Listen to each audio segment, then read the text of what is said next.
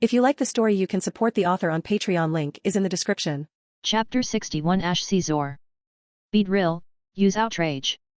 Facing Scizor's powerful flash cannon, the old principal and his trusted partner never gave up their resistance.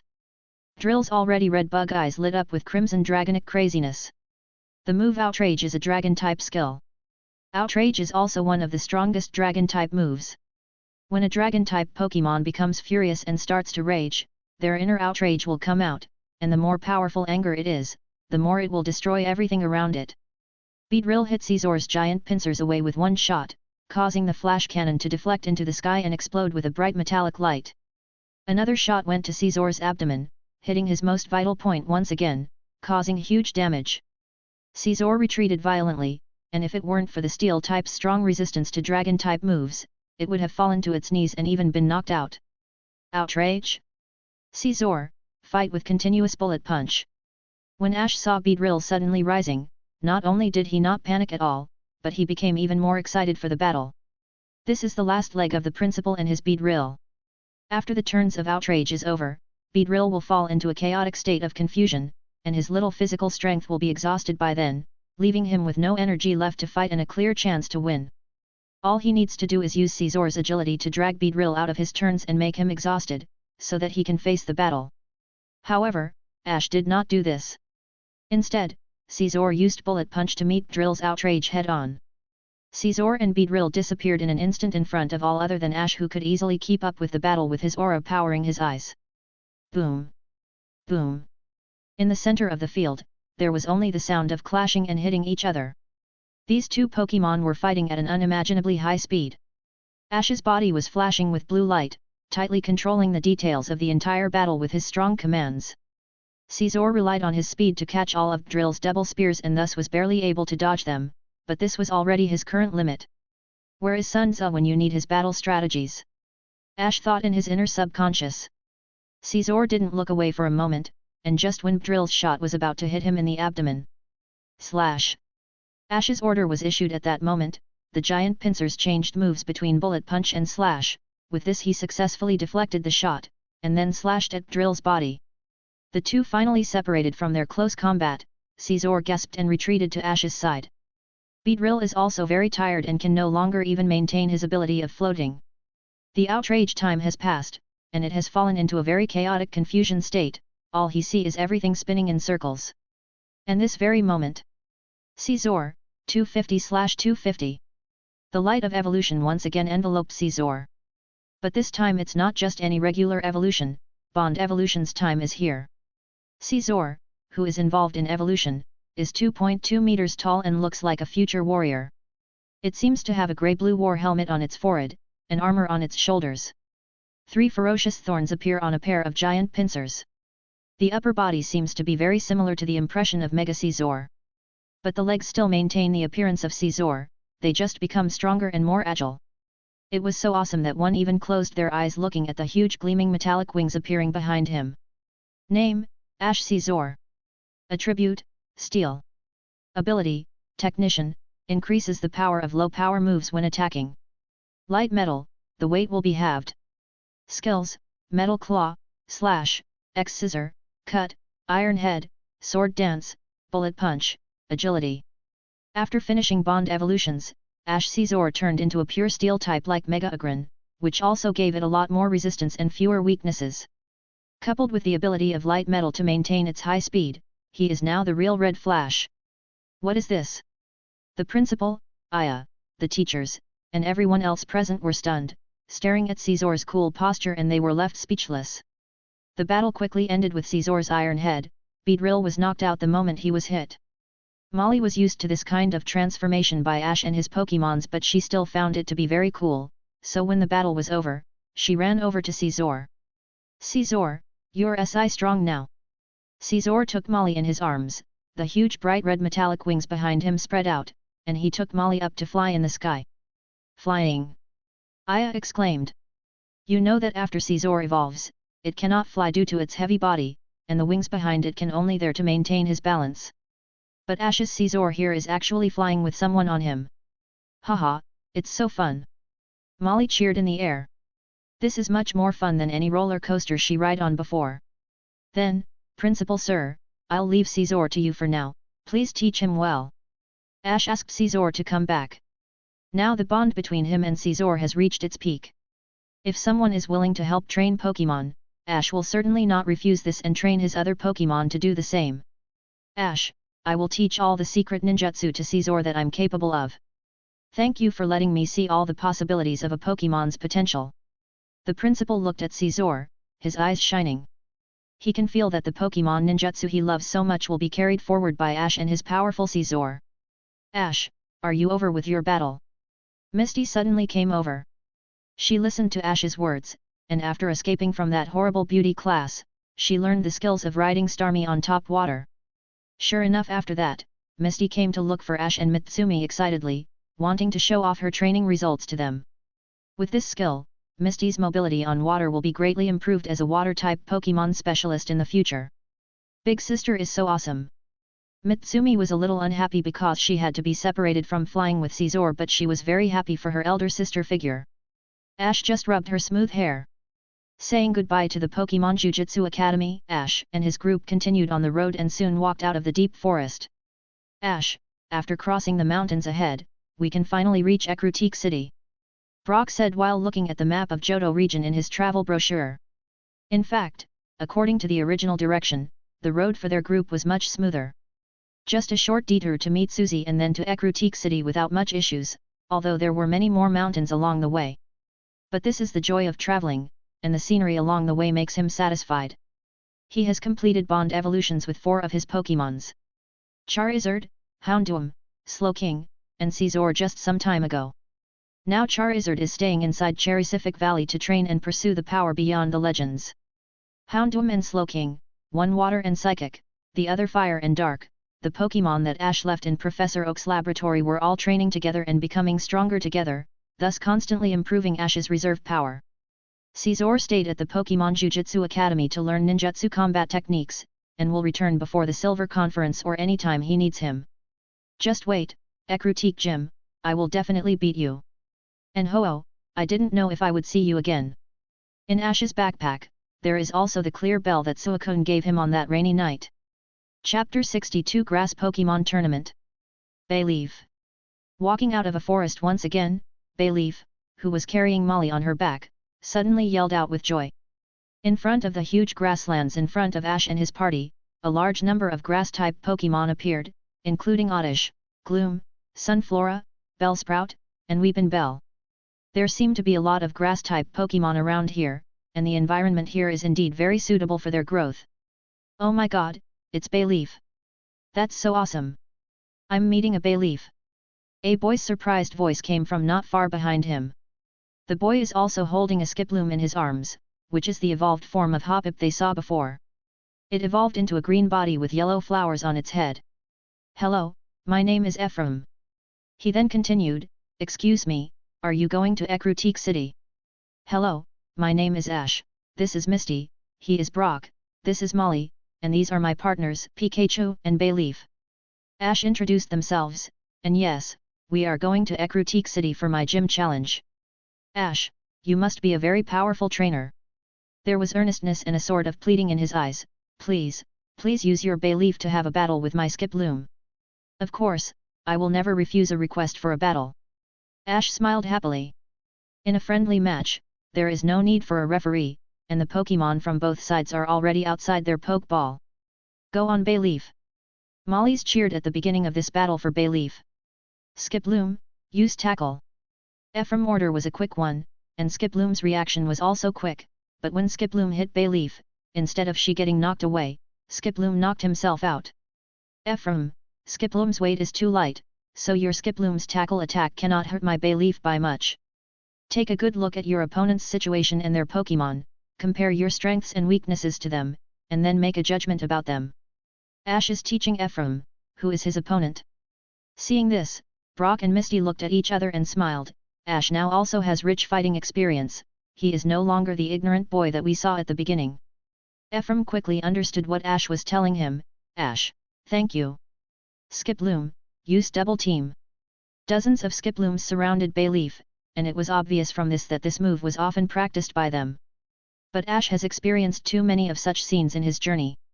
Not even his Bayleef panicked at this, she just lowered her figure slightly, ready to attack at any time. Did you know that there is a skill that is guaranteed to hit? Ash smiled confidently. Bayleef had already made a move. Magical Leaf.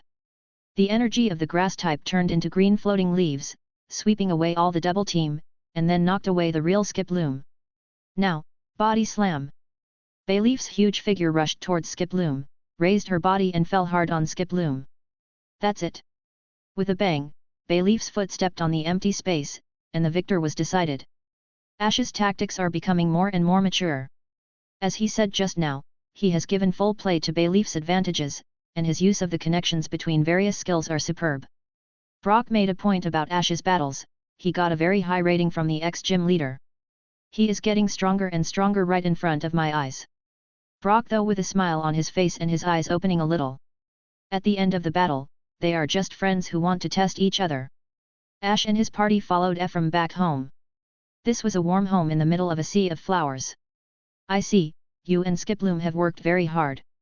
After hearing what happened in the battle just now, Ephraim's father immediately affirmed his son's fight. Ephraim was not frustrated or angry about this, he just accepted his weakness. I have fought with all my strength, but Ash and his Bayleef is really strong. Also, thanks to Ash, I learned a lot about our weakness. Ephraim's father also thanked Ash and said, thank you. An excellent trainer like you is willing to practice with my son. It really taught him a valuable lesson. If you would like, you guys could stay with us tonight. Being able to stay overnight was certainly much better than sleeping in the wild. It was difficult to refuse such hospitality, so Ash and his party were not polite about it and quickly agreed. Big brother, the flowers here are so beautiful. Molly loves the sea of flowers here. She was quite literally raised in one of the most beautiful fields in the world full of beautiful flowers, so she had a huge liking for them in her heart. Those flowers were grown by our family and the grass-type Pokémon present in the fields. Ephraim's family believes that the grass Pokémon understands the mood of flowers and plants the best. Not only that, grass-type Pokémon are also very powerful in battle. Ephraim said, and he was excited to participate in the local grass Pokémon tournament that was going to happen soon. This is a small local tournament, similar to the bug catching contest, etc. The winner will also receive generous prizes. The competition is on the next day, which they were very lucky to be present here for. Since they have come just at the right moment, there is no reason not to participate. Plus, it's time for Bayleef to evolve. If they could find a good challenge here, they could initiate the evolution process. After her evolution, she will bloom into a very beautiful flower. I've kept everyone waiting for a long time, I deeply appreciate your patience.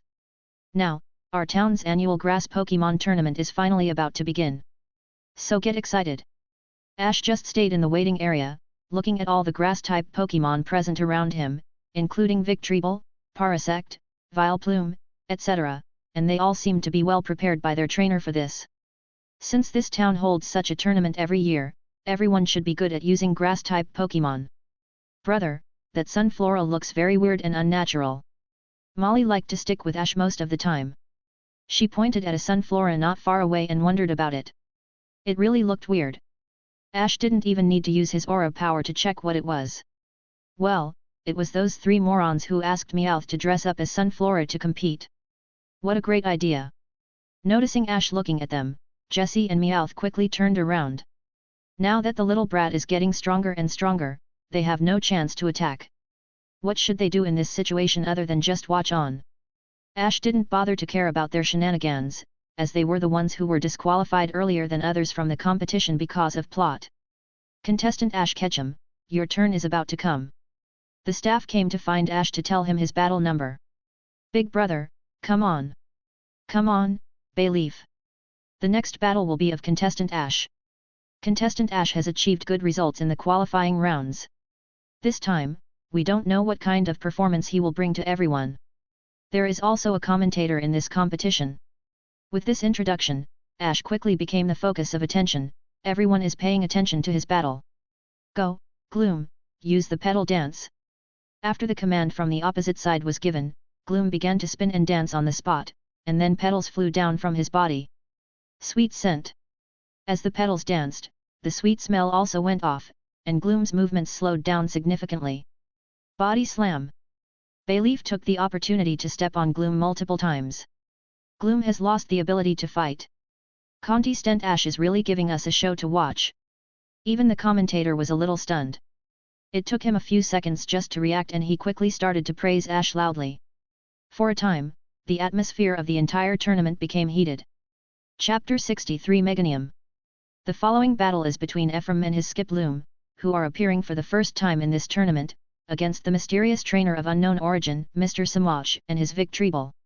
After Ash won his battle in a crushing style, it was finally Ephraim's turn. His opponent is James in a strange outfit and with his name spelled backwards. When Ash saw James and his Victreebel, he knew that they definitely had a very strong bond with each other. Maybe they have a strong enough bond to use bond evolution if they had that power. Ash thought out.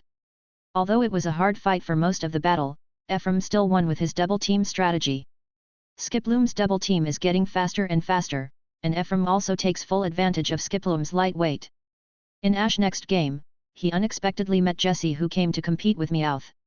She knew what was going on and saw that opponent was Ash of all people, so she gave up the battle before it even began, saving Ash time and energy from beating her back to her real form.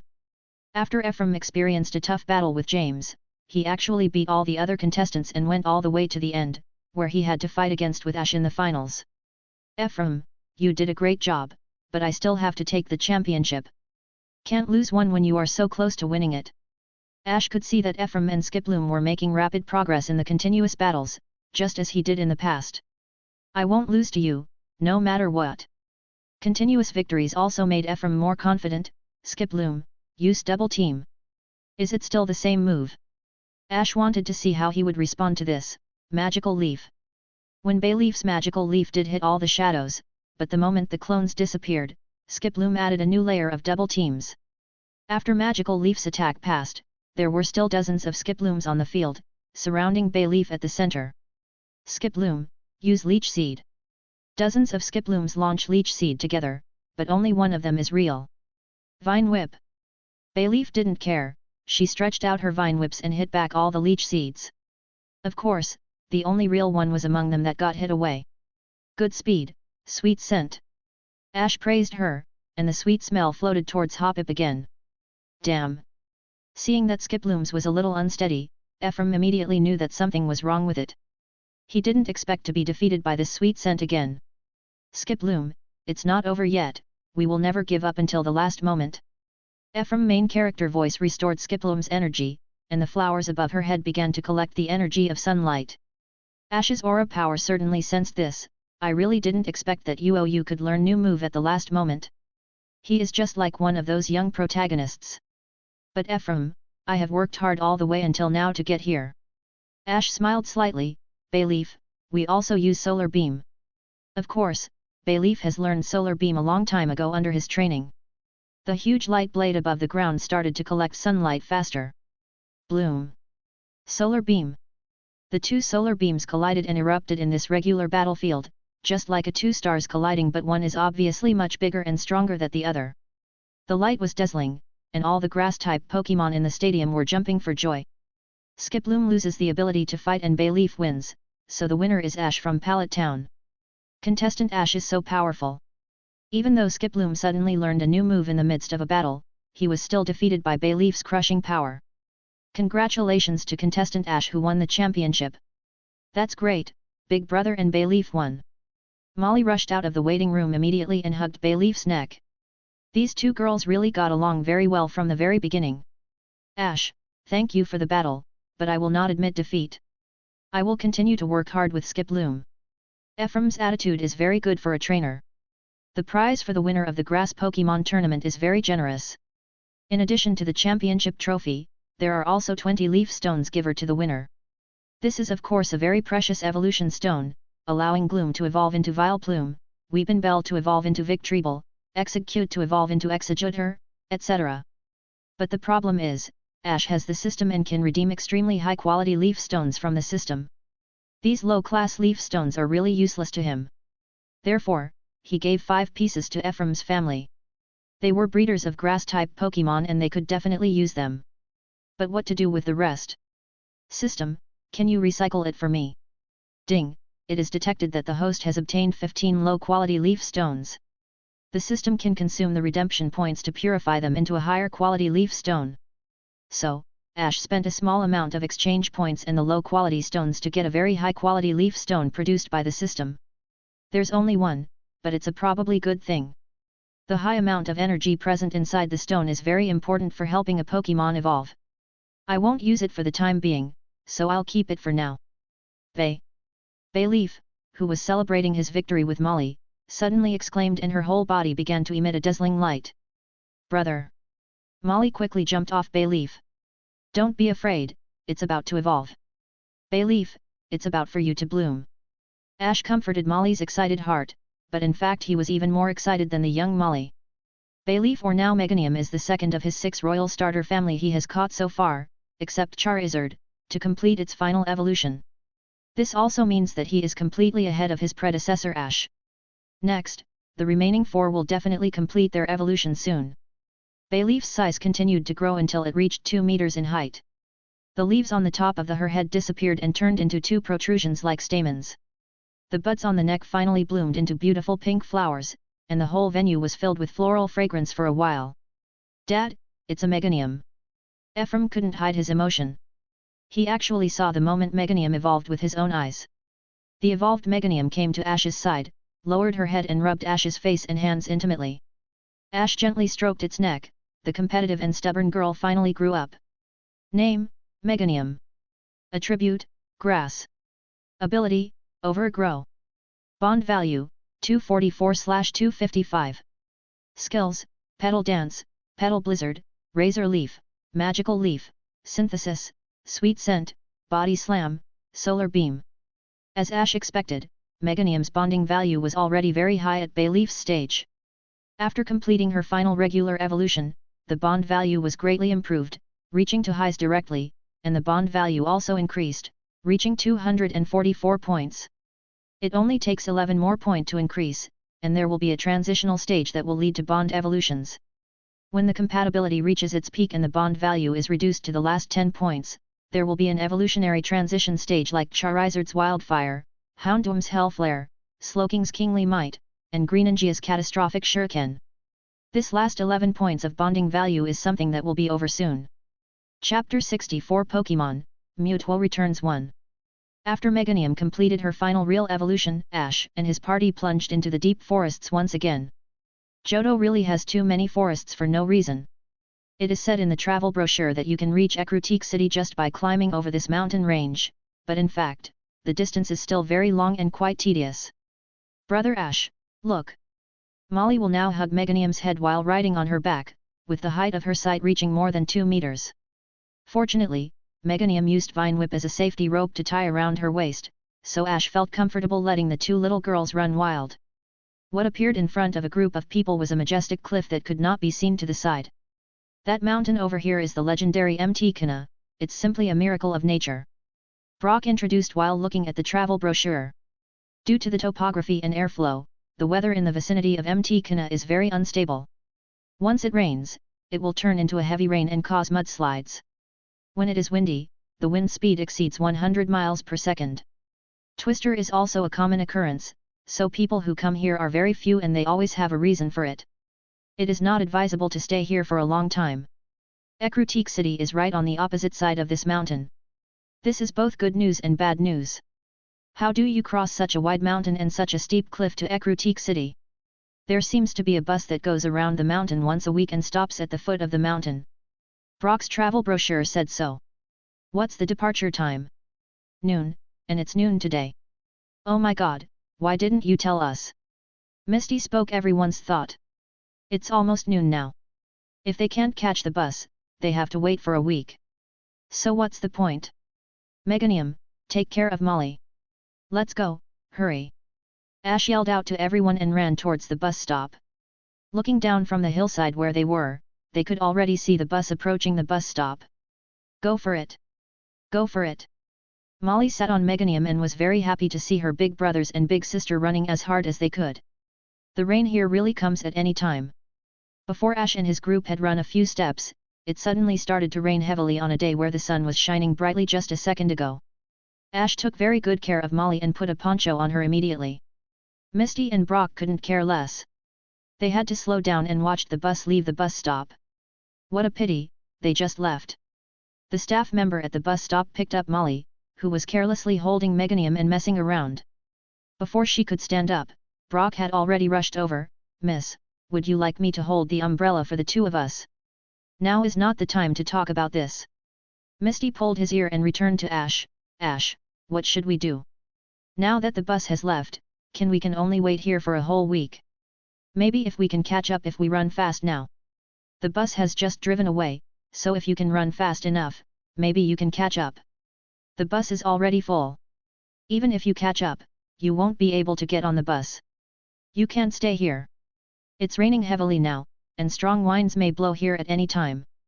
As if to confirm what this young lady said, the bus that had just driven out was unexpectedly swept up into the air by strong winds, spinning in circles with the power of Mother Nature. Dozens of lives in the car are at stake. "No! The young lady exclaimed, "This whirlwind is too dangerous." "Shoot! Pikachu!" Ash frowned and immediately ran out in the rain. Pikachu's cheeks sparkled with sparks in the heavy rain, ready to support Ash at any given time. The power of his aura was once again exerted to its limit. Ash's speed continued to increase, and finally he successfully caught up with the bus that was blown into the air. Pink light flashed across his eyes, his psychic activated. However, with Ash's elementary level of psychic control, how could he possibly control this heavy bus full of people inside? Pikachu can sense Ash's condition right now, which is very bad. However, Ash's feeling was even more different. He clearly felt an external psychic force working with him to keep the bus safe. At this moment, the bus became stable once again. That psychic force is very powerful, overbearing, and also seems very familiar. Ash thought out. The bus landed smoothly. Ash and Pikachu had already found a corner to hide. He didn't want to get into this kind of trouble where other people knew about his abilities. That tyrannical psychic power is inexplicably familiar to him. What Ash didn't know was that on the small island in the lake atop of Canna, a high-tech light screen showed his appearance. In front of the light screen, the familiar lavender figure smiled nostalgically. It turned out to be him. I didn't expect that he had changed so much and awakened psychic. In front of that figure, a Pikachu turned around and said a few times. "Are you asking why we want to save those humans?" "Pika." "Yes. If there is an accident here, a large number of people will come here to rescue them, and our existence will be discovered." Pika. There is more than just that.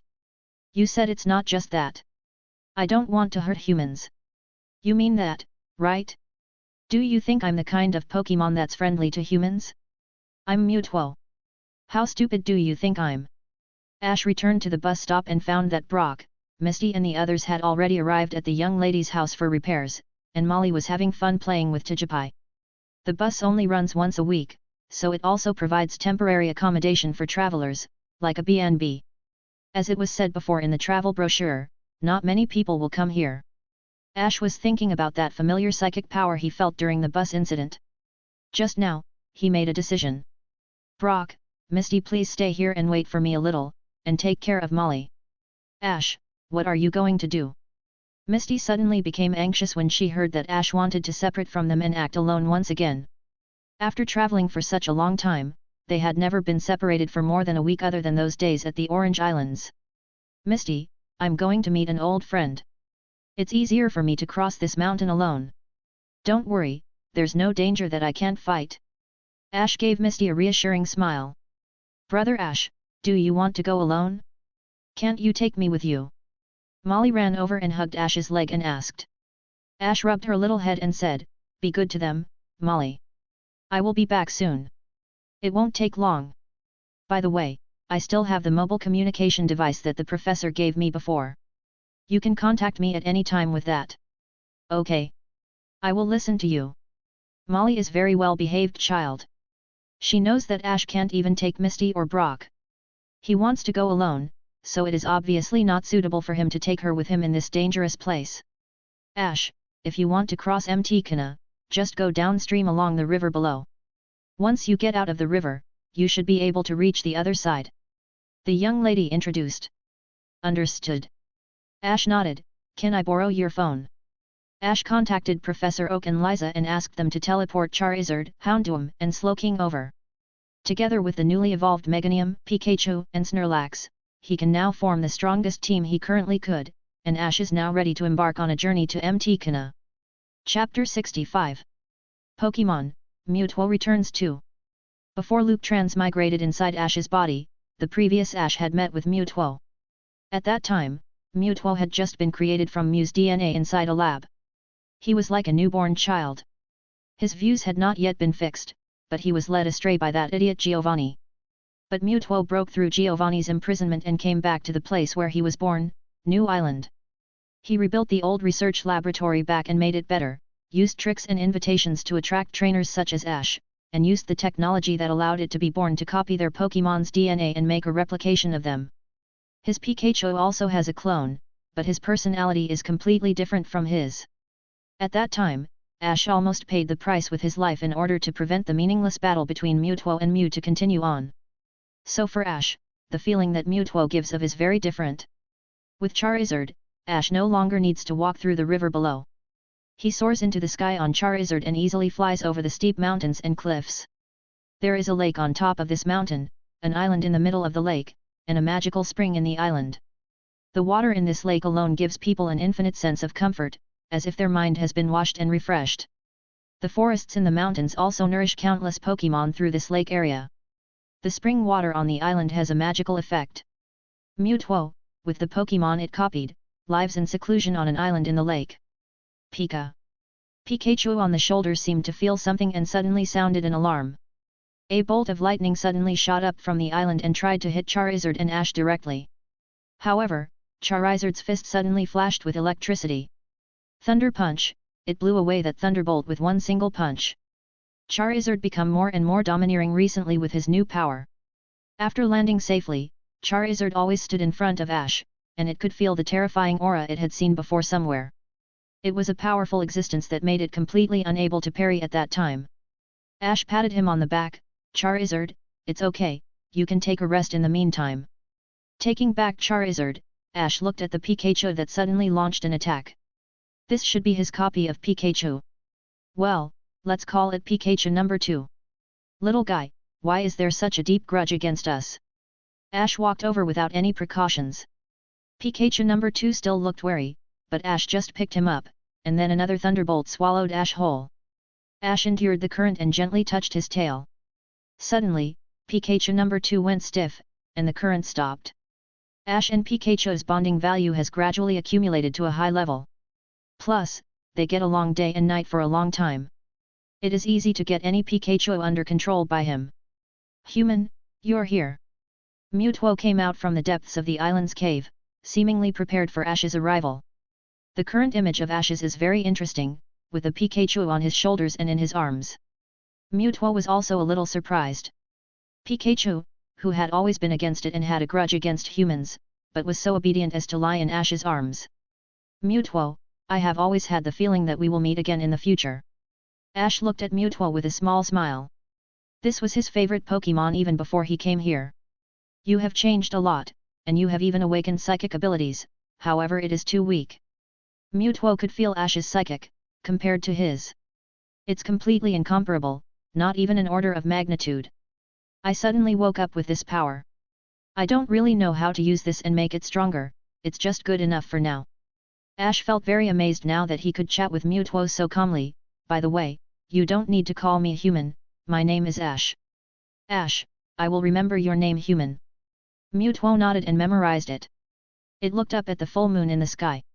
Groups of Butterfree were flying over and soaring in the sky. They had completed their evolution and were about to fly from MT Canna to the distant world that is left for them to explore. Looking at those Butterfrees, Mewtwo felt something in his heart. That's life, that's Pokémon, but we are different. We are clones, against nature's wish. How should we live? Ash, can you answer me this? Looking at Mewtwo, whose mind was full of melancholy and confusion, Ash also felt something. Are you trying to escape on your own from this reality? Ash thought a little. But Mewtwo is so stubborn that he believes that he can establish correct views on his own words and become a pioneer in building a pacifist Pokémon world? Ash smiled bitterly, hugged Pikachu number 2, and suddenly asked, Mewtwo, look at these two Pikachu, how are they different from each other? Mewtwo looked at the two Pikachu on Ash. One was lying on his shoulder, and the other was lying in his arms. Ash pinched its tail, and the whole mouse became numb. Before Mewtwo could answer, Ash let go of Pikachu in his arms. Pikachu number 2 immediately straightened up, but did not jump out of Ash's area. He looked at Mewtwo and screamed a few times. Do you think that living in hiding here is the same as living in a cell? But we are cloned Pokémon, not real Pokémon. Mewtwo always thought this stubbornly, and his identity as a clone bothered him. Mewtwo, take a good look. This is alive, flesh and blood. They have become independent individuals the moment they are born. Pikachu has independent thoughts and believes that living here is like being stuck inside a prison. This is not the idea of my Pikachu, but the idea generated by it himself. They are real life, real Pokémon. Ash said. Neither Ash nor Mewtwo knew that at the bus stop where Misty and Brock was, there was another guest coming for some reason, a young lady with a pretty figure and a bit of rashness. Not only that, the Rockets trio who had been following them also created a hot air balloon to climb over the steep mountain. Brock and Misty are always worried about Ash's well-being. He has brought his strongest lineup now. No one will believe that there is no danger in what he is doing. They took Molly on board the Rockets trio's hot air balloon, and in addition to that bold and pretty girl. Sister Misty, is Big Brother okay? In fact, it was Molly who clamored to find Ash. After Ash left, she was so worried that she couldn't sleep at all. Misty could only hug her gently. Don't worry, Molly. Ash is strong. Ash also contacted us just now and said that he is on the island in the middle of the lake. Let's go find him now, okay? However, is this mountain known for being so tall and steep so easy to climb? Hell nah. As soon as the air balloon ascended, it encountered strong winds, which blew the air balloon around and made it impossible to control the direction of where it was going and going to land. Everyone was just focusing on keeping themselves firmly in place, but they didn't notice that the reckless yellow-haired girl was holding a high-tech telescope to check the situation on the island in the middle of the lake. She used the thermal energy detection on the telescope to find Mewtwo's figure, and Ash who was beside it. Mewtwo, confirm. Team Rocket's elite troops are on standby, let's go. Chapter 66 Pokémon, Mewtwo returns 3. Here, try this. Just by the clear spring on the island in the middle of the lake, Ash sat on the ground holding the two Pikachus, exchanged a Pikachu food from the system mall, and fed it to Pikachu number 2. There is no need to describe the taste of the Pokémon food produced by the system. Pikachu number 2 is already intoxicated. Where has it ever tasted such delicious food? The spring water here has magical effects. Ash drank a lot and even soaked his Pokémon egg in it. Mewtwo, try this. There is no chance of success in talking nonsense. Ash knows that he is not Naruto with his talk no jutsu. But the gourmet strategy is always a good one before anything else. Even if it doesn't succeed, it can bring you closer to Mewtwo and increase their bond, right? What he gave Mewtwo to taste was the psychic energy cube produced by the system, which was quite expensive. If Ash hadn't gone through and beat almost all of the trainers before, he wouldn't have enough. He finally had some balance in his accounts, and planned to save it to exchange for another target ability. He wouldn't be able to afford this thing. Mewtwo didn't put much defense against Ash. He took it and took a bite. He praised delicious and put the whole thing into his mouth. It's only been a year since Mewtwo was born. He's like a pet. No matter how smart he is, he can't escape the attraction of delicious food. However, the fun here was soon interrupted. In the forest area of Canna, many red lights suddenly appeared. They were clearly human planes. Ash, maybe this is fate. Mewtwo took the cube in his hand, finished it in one bite and looked at the approaching spaceships with stern eyes. It seems that idiot Giovanni has also noticed you. Ash now has no fear of Giovanni. He recognized that Giovanni was a tycoon, but just because he was a tycoon, he was destined to fail. Even though he was very powerful, he couldn't have it all. This is the world of Pokémon. Pika. Pikachu Pika. Pikachu number 2 looked at those spaceships, suddenly jumped out of Ash's arms, and yelled at Mewtwo. You said that now we have no choice but to fight, to protect the place where we live. This is not a battle anymore but a war. Mewtwo translated what Pikachu meant. Hearing this, Ash picked up Pikachu number 2 again. I didn't expect that this little guy is so fierce, much more fierce than my Pikachu. Pikachu. Pikachu echoed on Ash's shoulder. Hey! Ash was only paying attention to those spaceships, but from the corner of his eye, he noticed the hot air balloon on the other side that was burning like a candle in the wind. In addition to the Team Rocket trio, there were also Brock, Misty, and Molly with them. The yellow-haired Rockets member had already left by paraglider. Why are they so disobedient? Ash smiled bitterly and shook his head. Mewtwo, can you bring that hot air balloon over? They will help you a lot. Mewtwo also remembered Brock and Misty, and even the Rocket trio had left some good impressions on him. Okay. Then I saw a flash of bluish pink in its eyes, and the hot air balloon was blown to an unknown place by the strong wind. However, the figures of Molly and others had already appeared in front of Ash. Big brother! Molly was the first to rush over, hugging his neck and bursting into tears. Molly, be good, I told you to call me, this is Mewtwo, this is Pikachu. Ash introduced Mewtwo to Molly, and handed Pikachu number 2 to her to hold. Mewtwo. Brock and Misty were immediately frightened, how could they not remember the terror Mewtwo gave them before? Seeing that Ash was safe and sound and having a picnic with Mewtwo, they finally felt at ease. Brat! The trio of Team Rocket fell to panic. When they saw Mewtwo, they also remembered the shadow in their hearts and shrank aside in fear. Ash stood up from the ground. Brock, Misty, you guys are here just in time. What's wrong? There's going to be a war. Ash pointed at the approaching spaceships and briefly introduced the situation. Please protect this island from those small grunts. I will keep Slowking, Houndoom, Snorlax and Meganium behind. Only by protecting this island and protecting the Pokémon here, Mewtwo and I will have nothing to worry about. Ash threw Slowking's Pokeball, and the tall and wise Slowking appeared in front of Ash again. Ash, it seems the situation is quite urgent this time. Slowking, please lead them to protect this island. Mewtwo also has many powerful Pokémon that will help you out. Slowking will definitely be able to take on this important task. Mewtwo has clones of Kanto's 3 royal families, Charizard, Blastoise, and Venusaur with strange patterns. Ash only has personal experience of their fighting power. Mewtwo looked at Slowking, this guy looks reliable. As he said this, he looked at Ash with a troubled expression, fight. I can't do it, humans, they are the fathers who created me. Ash, do we who pursue a peaceful place still have to embark on an endless journey? Hearing Mewtwo say such words, Ash understood its true confusion. When he came to this world, Mewtwo had no place to belong. It lacked a home, a place to live that could give it a sense of security.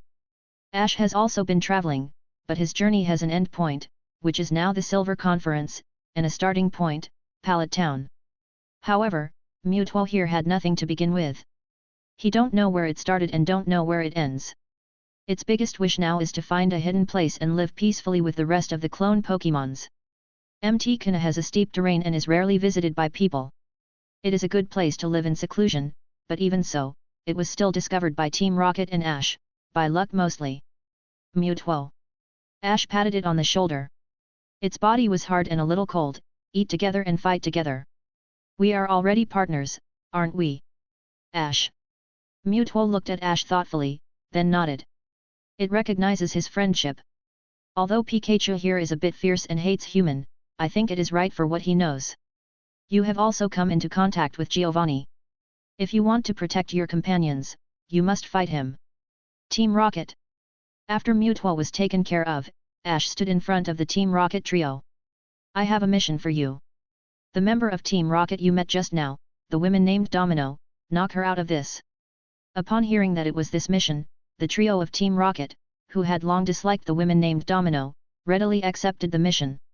Everything is being prepared according to Ash's arrangements. He, Mewtwo, and Giovanni all know that the war will begin at the crisp of dawn. Chapter 67 Pokémon, Mewtwo returns 4. While Ash and others were deploying on the island to organize the evacuation of its Pokémon, they actually got entangled with several cloned Pokémon that wanted to leave the mountain at this mountain. Little did they know that Ash and Mewtwo were watching it from the hillside above their head. Slowking, translate this little guy's words for me. Ash had Slowking standing next to him, so it would be more reliable to translate with him. If this continues, we will be caught by those guys and used as experimental materials for those wretched humans. We have to take advantage of this opportunity to escape from here. We want to know the vast world that there is waiting for us. Most of the Pokémon here are water type, including the patterned replica Blastoise. Perhaps they were longing for the vast ocean in their mind that made them willing to respond to Pikachu no 2's escape plan. Watching them cross the lake, Mewtwo didn't stop them. Some can leave and some stay. If I were here, I could protect them with my power. However, even if I created them, it would be my wishful thinking to organize them who now want to live freely. Mewtwo, you understand, they are independent lives, they are real Pokémon. Ash took the opportunity to change Mewtwo's stubbornness about the origin of the clones. Hearing Ash's words, Mewtwo looked over and said, Ash, about their freedom, what do you think I should do? No one can restrict anyone's freedom. They are real Pokémon, they are made out of blood and flesh. When they leave here, they will become wild Pokémon and embark on their own journey.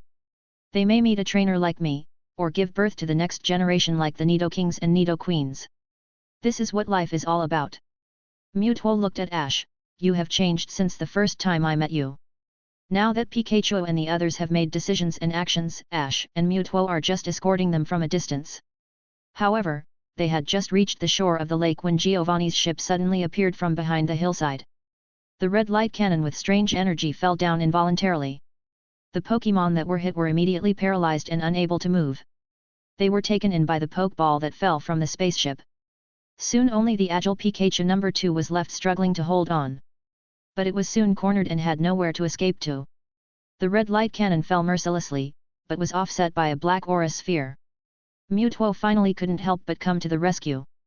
Looking at Mewtwo, Pikachu's eyes sparkled with tears. Mewtwo rescued Pikachu, and his psychic power raged again, opening all the Pokeballs, and the Pokémon were released. Obviously, this Pokeball of the Rockets, like the Park Ball, can only serve a containment function. Seeing Mewtwo appear, Team Rocket's spaceship stopped attacking, instead hovering and landing in front of Mewtwo, and then Giovanni finally appeared. It's you, Giovanni. We meet again, Mewtwo. Giovanni looked at Mewtwo with eyes full of possessiveness. However, with Ash as his backing, Mewtwo now faced Giovanni very calmly, my power has become stronger than when I was with you. Do you believe you can still control me like last time as you wish? You have indeed become stronger. Giovanni dared to bring a large army to attack like this, would he be unprepared for his power? But our technology can create machines that imprison your power. As he spoke, 2 robots with big eyes, one blue and one red, appeared on both sides of Mewtwo. Looking at this color scheme, it should be the principle of electromagnetism. Sure enough, the big ears of the 2 robots released powerful thunder waves, and the attraction between the two produced a huge force, which pushed Mewtwo to the ground. However, with his power at the legendary level, left Mewtwo virtually unscathed. Do you think a machine without a heart can defeat me? Mewtwo's real power is not just psychic. Because it has no mind, it can only act with the purpose of capturing you. So for Giovanni, he trusts machines more than Pokémon. To him, Pokémon are just tools. The output power of the 2 robots was amplified, but this time Mewtwo was able to resist the force and erupted with a powerful psychic, forcing the 2 robots back and smashing them against the mountain wall. Seeing this, Giovanni was not surprised at all, as expected of Mewtwo, a thing without a soul cannot be truly powerful. I know this, but just because it has a soul, it will also have weaknesses. There is indeed no chance of winning in a head-on fight with you, but the stage of the battle is that island. Your companions are not just the ones here, right? Giovanni pointed to the island in the middle of the lake. He saw a large number of helicopters and spaceships approaching the island, and Domino behind Giovanni also took off with a flying machine on her back. This is Domino, the battle begins. This woman is really good at deceiving others. Now she is vigorous and intelligent, and she was able to pretend to be reckless and carefree before to get here with the rest. Should we say that all women are good actors? However, as they watched Domino heading towards the island in the middle of the lake, Mewtwo's expression, which should have been nervous, did not change at all. Instead, he gave Giovanni a mocking look. Giovanni, maybe you won't believe my words, but I, too, also have a companion. Mewtwo's words made Giovanni's expression change, and he quickly turned back to look at the island, only to see a flame suddenly shooting out from the island. Then, one of his spaceship exploded and filled the air with smoke. What is that? Giovanni clearly saw that it was a Charizard with burning flame dragon wings, madly massacring his team. Team Rocket's ship is as fragile as a toy under that Charizard's dragon claw. Charizard, Flare Blitz. Ash rode on Charizard, his whole body shining with blue light because of aura. The benefits of reaching the peak bond value are not just as simple as bond evolution. Charizard's Flare Blitz was covered in powerful flames, but it didn't hurt Ash at all. The flame dragon wings converged, and then the red-gold dragon flames turned into a faint blue light and crashed towards the bigger tower spaceship. On the island in the center of the lake, the Pokémon have all taken refuge, and the few remaining ones with strong combat power are following Houndoom and 4 other of Ash's strongest Pokémon. As the commander-in-chief of the war, Slowking sat firmly on his rock seat with his hands behind his back, and arranged ambushes at the few entrances and exits on the island. Ash had already completed Charizard's bond evolution the moment Team Rocket's action began, and brought Pikachu with to stop Team Rocket's spaceship by buzzing them to the lake. Until he saw the Rocket Black executive called Domino. "Hey there, where do you want to go in such a hurry?" Ash stopped her. Without her command, Team Rocket's spaceships would be just a bunch of bigger headless flies. "Who are you?" Domino has turned on the communicator, and now Giovanni can hear Ash's voice. "I'm just Ash, from Pallet Town." Pallet Town is a place where even Team Rocket would never dare to make a mistake. "Ash, do you want to be the enemy of Team Rocket?" Domino threatened. However, it was not Ash who answered her, but something else. Roar. The roar of a fire dragon. Chapter 68 Pokémon, Mewtwo Returns 5. In this battle, Ash and Mewtwo had control of the right time, place, people and the Pokémon. Mewtwo and other clone Pokémons have lived on the island for several months now and know everything about the island. After a night of active preparations, Ash and Slowking built the entire island into their chessboard.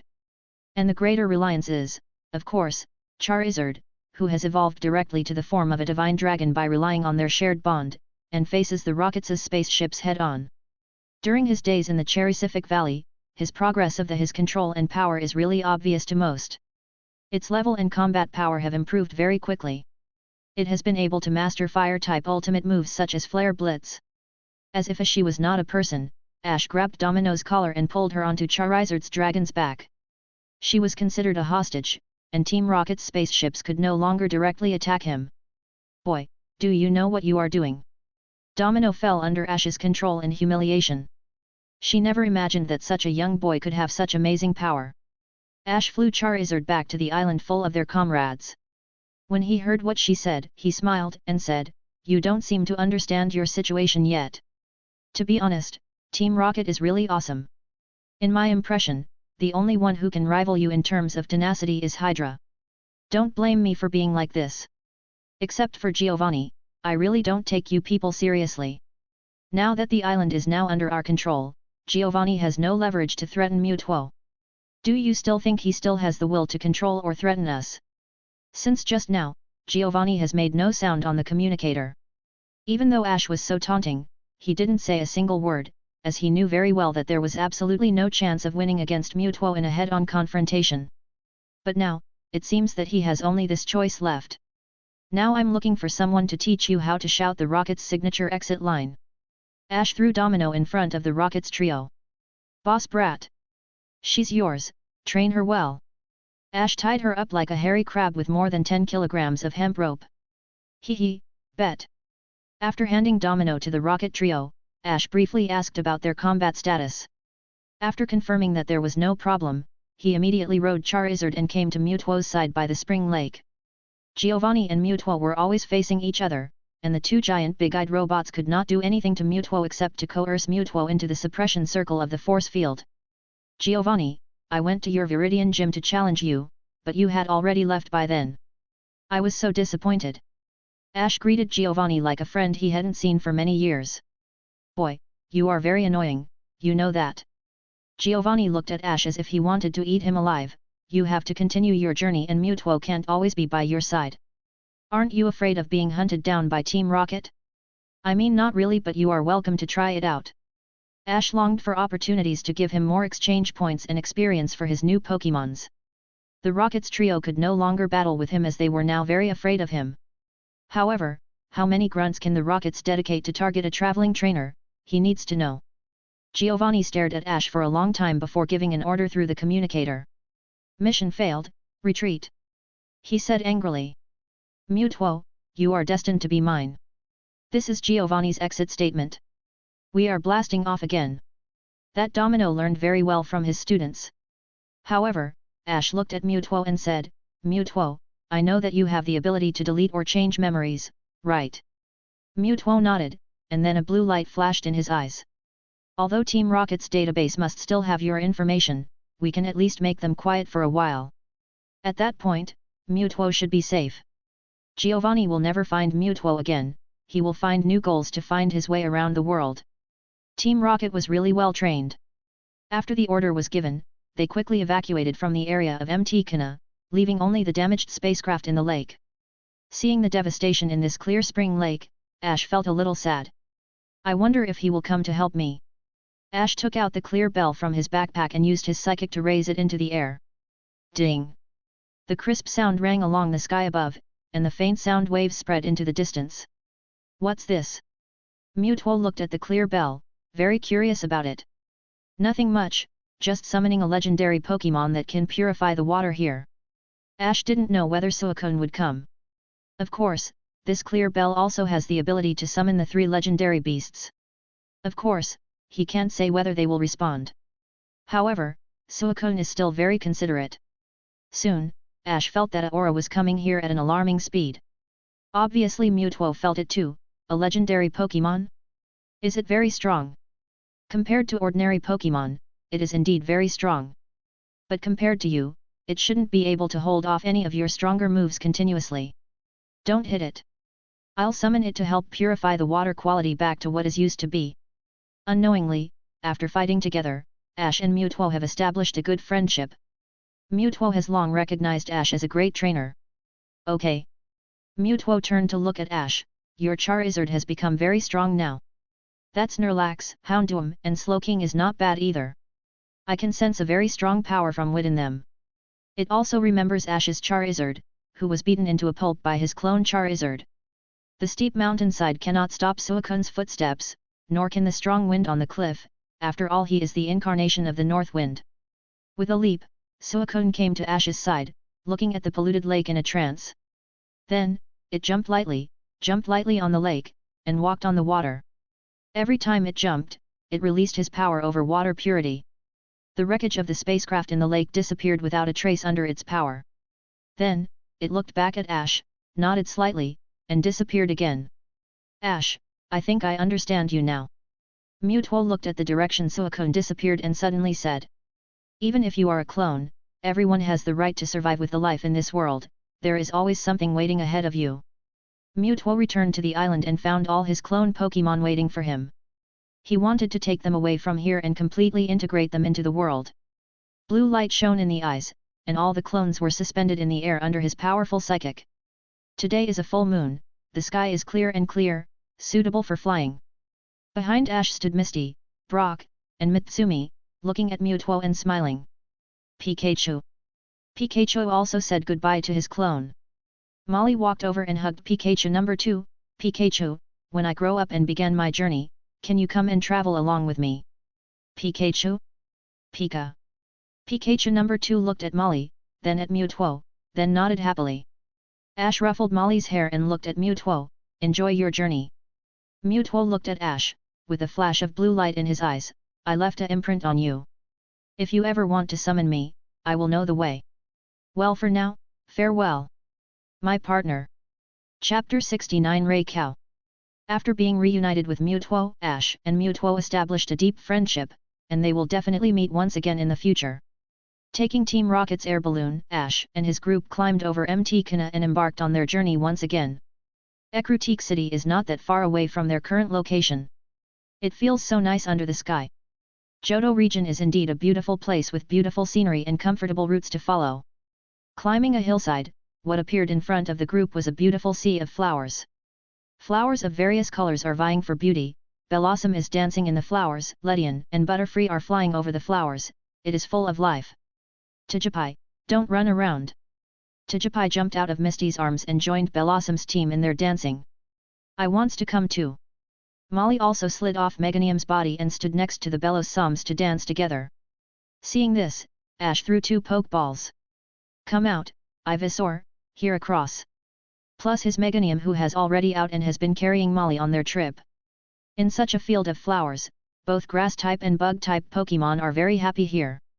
Sure enough, Meganium, who had experienced the battle against all those Team Rocket members and whose bonding value had increased again, was so happy that she rubbed Ash a few times in this comfortable environment, making him feel something. Meganium, 255/255. Bond Evolution. The large pink petals on her neck became bigger and bigger until it was completely wrapped, as if it had turned into a big bud again. The sweet smell filled the air, and all the Grass-type and Bug-type Pokemon jumped for joy in the floral fragrance, seeming to be celebrating Meganium's rebirth. Misty and Brock had already been dumbfounded, even though they had known that Ash's Pokemon would further evolve in form after training to a certain stage.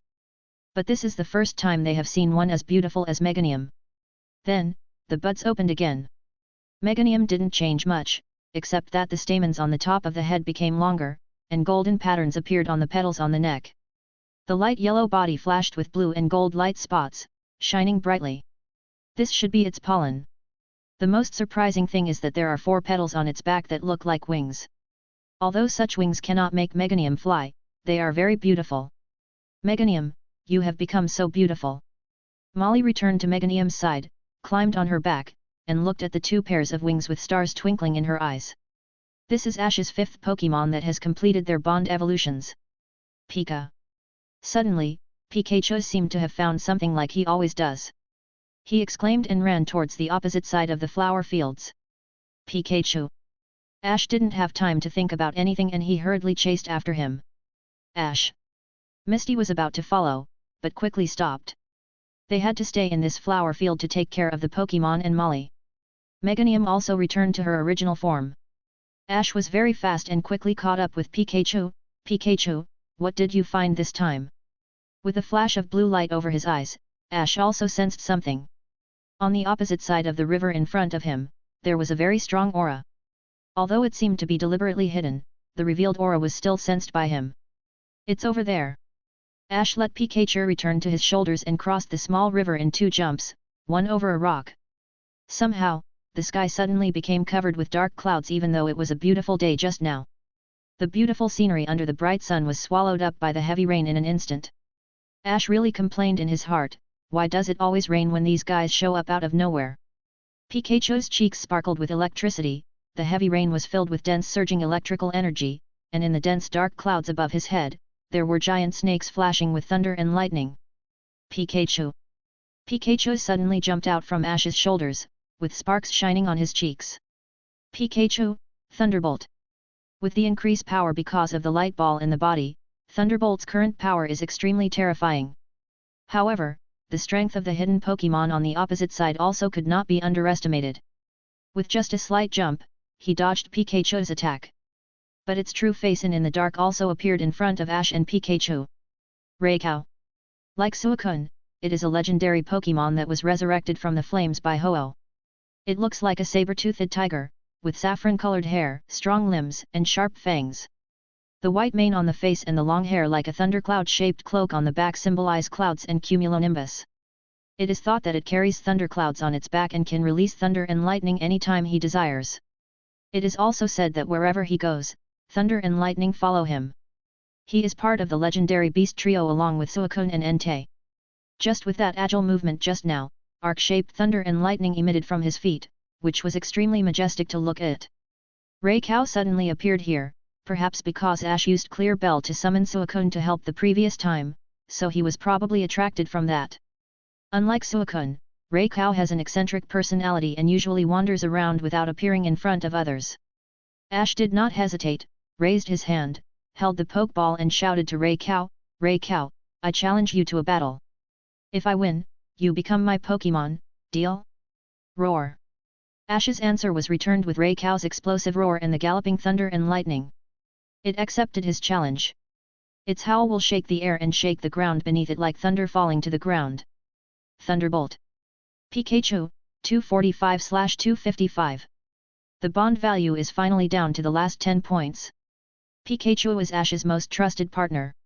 Even if it has not evolved, it still has a very high compatibility and is already very strong with his speed. The only one ever who can achieve such a high degree of compatibility without evolving in his team. Thunderbolt, strengthened by his light ball, fought with Raikou's Thunderbolt to no avail.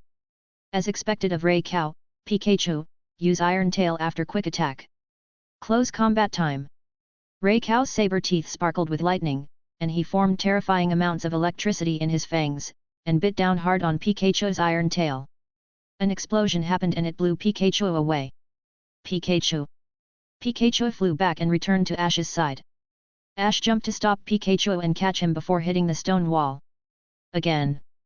Thunderbolt. Pikachu jumped out of his arms again, and the power of thunder surged more and more until it turned into a huge ball of thunder and lightning, ready to shot towards Raikou. Pikachu, 248/255. The huge amount of powerful electricity hit Raikou with a terrifying momentum. Even Raikou was stunned by the lightning that came and hit him. He couldn't dodge in time and was hit head-on. This is a thunderbolt which was formed by the double strengthening of a light ball and aura powered by Ash. It is like an electric cannon that shines in gold and blue. Even a legendary beast of thunder like Raikou was so electrified that it was covered in smoke. Nice, Pikachu, use thunder. In a rainy day like right now, an attack like thunder becomes a sure hit move. Pikachu, 250/255. The violent current rushed straight into the sky, and after the reaction of the thunder clouds, it turned into real natural thunder from the sky, striking Raikou hard on his body. R. Raikou seemed to have given up his resistance and accepted Thunder's powerful blow head-on. The cloud-like mane on his back were a little scorched. But its golden red eyes looked particularly attentive to Ash. It recognized him. This was the boy chosen by his master, Ho-Oh. Ash took the opportunity to throw an Ultra Ball, and Raikou was taken in. He only shook twice and then stopped moving. I just got a Raikou. Pikachu. Raikou, 200/255. Chapter 70 vs. Morty. After a long journey, they finally reached Ecruteak City. Ash, what kind of Pokémon did you catch with that Ultra Ball? You were giggling all the way here. Ecruteak City is right in front of them. According to what Misty thinks, Ash will definitely be so excited that he runs to the Ecruteak gym first. But now, he keeps holding an Ultra Ball, giggling like crazy. Misty couldn't bear it anymore. Ash must have caught something, right? Misty thought. Brother Ash, are you okay? Molly was also a little worried about her older brother figure. But Brock on the other hand knows Ash very well. If you have to use an Ultra Ball, it's Suicune, right Ash? When Ash summoned Suicune before, Misty and Brock who were with him then also saw it. They was really shocked at that time. They still don't know when or how Ash managed to establish a friendship with a Pokémon like Suicune. Finally, Ash came to his senses and put the Ultra Ball away. It's not Suicune, but I will definitely catch that guy one of these days. If it's not Suicune, what kind of Pokémon is that? Brock and Misty didn't ask any more questions, and they finally entered the vicinity of Ecruteak City. They had already seen the bell tower symbolizing Ecruteak City from quite a distance away, and the Ecruteak gym should also be close to it. As they know, as a historical city, the buildings in Ecruteak City are quite contemporary, antique, and has a very unique charm to them. According to the introduction in the travel brochure, Brock led his group to an impressive-looking courtyard, and then found a very dilapidated tower that seemed to have been burnt down. Is this the Ecruteak gym? Misty expressed confusion. This is obviously not a good thing, it's run very badly from what she can see. No Misty, this is the legendary burned tower. Ash said to her, let's go in and take a look. Molly, come down. Burned tower. She don't know when it started, but Misty needed to ask questions to Ash about what certain things are and what they do. This is unlike when they journeyed through Kanto and the Orange Islands where she needed to help Ash understand things. There were 2 towers in Ecruteak City back then. Hundreds of years ago, this tower was burned down by a fire caused by a thunderstrike. 3 Pokémon among them were burned to death before they could escape. Ho-Oh then resurrected them and thus was born. Before Ash finished speaking, Molly raised her hand and answered, I know. I know. It's Entei, Suicune, and Raikou. The legendary beast trio. Molly, she was thought by Ash to be Entei's daughter in a way. Molly knows the legend of Entei very well from her real father and Entei. Brock checked the pillars here. Yes, this place was burning down for 2 whole days. It looks very charred. Pika. Pikachu suddenly sounded an alarm, and then blazing flames appeared around everyone. Misty and Brock panicked immediately, run away quickly. However, the flames surrounded them and there was no way to escape. Ash didn't move from beginning to end, and Molly didn't have any struggles in his arms. She believed in her brother too much. As long as her older brother was by her side, she would never be in any danger. Brock, Misty, don't panic. Take a good look at these flames. There is no smoke or heat coming off from them.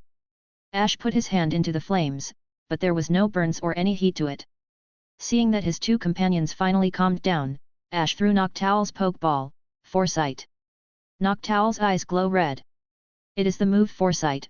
This can make the Ghost-type Pokémon in the invisible status appear in its true form and break their illusions. Sure enough, the flames disappeared, and several Ghastly appeared in front of everyone. Along his journey, Ash has met Ghastly many times. When he was in Saffron City, he became friends with a Haunter. It restored the smile of the lonely Sabrina and opened her heart, which allowed him to get the Saffron badge. However, Ash has never been able to meet one that is a good fit for him. A Pokémon like Ghastly has a naughty personality. Even if it evolves to the final Gengar, it can't change its prank-loving personality. It should be said that the compatibility between Gengar and Ash is low, but for Gengar, Ash is determined to win. He loved Ash's one in Journeys and he also liked to use choice specs with his hacked Gengar's Shadow Ball. He had to hack it in because he, Luke, didn't have any friends to trade with and Mindy was a bitch. Ash shook his head, let's go. These Ghastlies obviously regard this dark tower as their lair. They have disturbed their rest and they should leave this place immediately. The group nodded and followed Ash and Noctowl to the exit, but met a person at the exit. Who are you? This person seemed to have learned about people inside the burned tower and came here to check it out. Ash put Molly down and said, hello, I am Ash Ketchum from Pallet Town, here to challenge the Ecruteak Gym. I see. Well then, I accept your challenge. The man said with a smile, I am Ecruteak City's gym leader, Morty. Please follow me to the gym. The Ecruteak Gym is an ancient building that doesn't look too inconspicuous. It blocks the sun inside and is suitable for Pokémon such as Ghastly to fight without any natural restrictions. Morty was here to demonstrate the abilities of Ghost-type Pokémon to the children of Ecruteak City. After hearing Gengar's report about the news in Burned Tower, Morty hurried over. Sorry everyone, I'm back. Okay. Let's continue what I just said. Ghost-type Pokémon like Haunter are best at interfering with the opponent's moves. As long as these special moves are used properly, they can have effects beyond direct attacks. This is how Ghost-type Pokémon fights. Today, our gym has a challenger. Morty turned to Ash. Ash, I want them to experience watching the gym battle, is that okay with you? Please. These children are really polite and asked nicely. Of course Ash would not refuse. He didn't care much about this. Then let's start the gym challenge now. The number of Pokémon that can be used is 3, and the battle begins. According to the rules of a gym challenge, Morty must take out his Pokémon first, and at the same time, only the challenger has the right to change Pokémon. Go ahead, Ghastly. Noctowl, soar to your victory. Ash summoned his shiny Noctowl, as soon as he came up, which kind of shocked Misty and Brock a bit. He was able to use the move, Foresight, to deal with the ghost Pokémon's stealth. His Noctowl should be used as his trump card. However, Ash's strength is too high, so it really doesn't matter that much. My trump card, all of my Pokémon are my trump cards. Ash smiled confidently and took the lead in launching the offense, Noctowl, Foresight. Ghastly, get out of the way. Red light shot out from Noctowl's eyes, but Ghastly's figure disappeared, apparently avoiding Foresight's attack. Ash did not use his power over Aura to find Ghastly's location. Instead, he gave an order, this is a battle. Even if he disappears like this, Ghastly must be close to Noctowl. Hearing Ash's words, Morty suddenly panicked, Ghastly, be careful. Noctowl, use confusion to cover the entire field. Let us see where they hide. Ash commanded quickly. Noctowl tilted his head, V-shaped eyebrows on his eyes, and released blue-pink lights. His confusion covered the entire field, leaving Ghastly nowhere to hide. The psychic skill had an outstanding effect on it. Use Air Slash. The final attack was one of his stab flying type moves. Ghastly's body made of gas suddenly lost their fighting capability. Chapter 71 Mega Evolution vs Bond Evolutions. Come back, Ghastly! Come back, Noctowl! Ash and Morty took back their Pokémon at the same time. Thank you, Ghastly, you did a great job. Morty looked at Ash. Ash, you really are powerful trainer. You were able to use the restrictions on the battlefield to force Ghastly to show up from his hiding. It was amazing. So, let me see how strong you are. Morty's next Pokémon turned out to be a Haunter. Unlike Ghastly, Haunter gained a pair of hands that were separated from the body during the evolution process, and thus they can use more physical attacks to make their offense more mysterious and diverse. Morty specializes in ghost-type Pokémons, and his Haunter is obviously trained better than any wild ones he saw before. Quilava, burn them to ashes. Ash released his Quilava. Under Houndoom's training, he has almost reached the stage of evolution. Ash teleported it back from the lab and asked it to participate in as many battles as possible to accumulate experience, increase the bond value, and get ready to evolve as soon as he feels ready.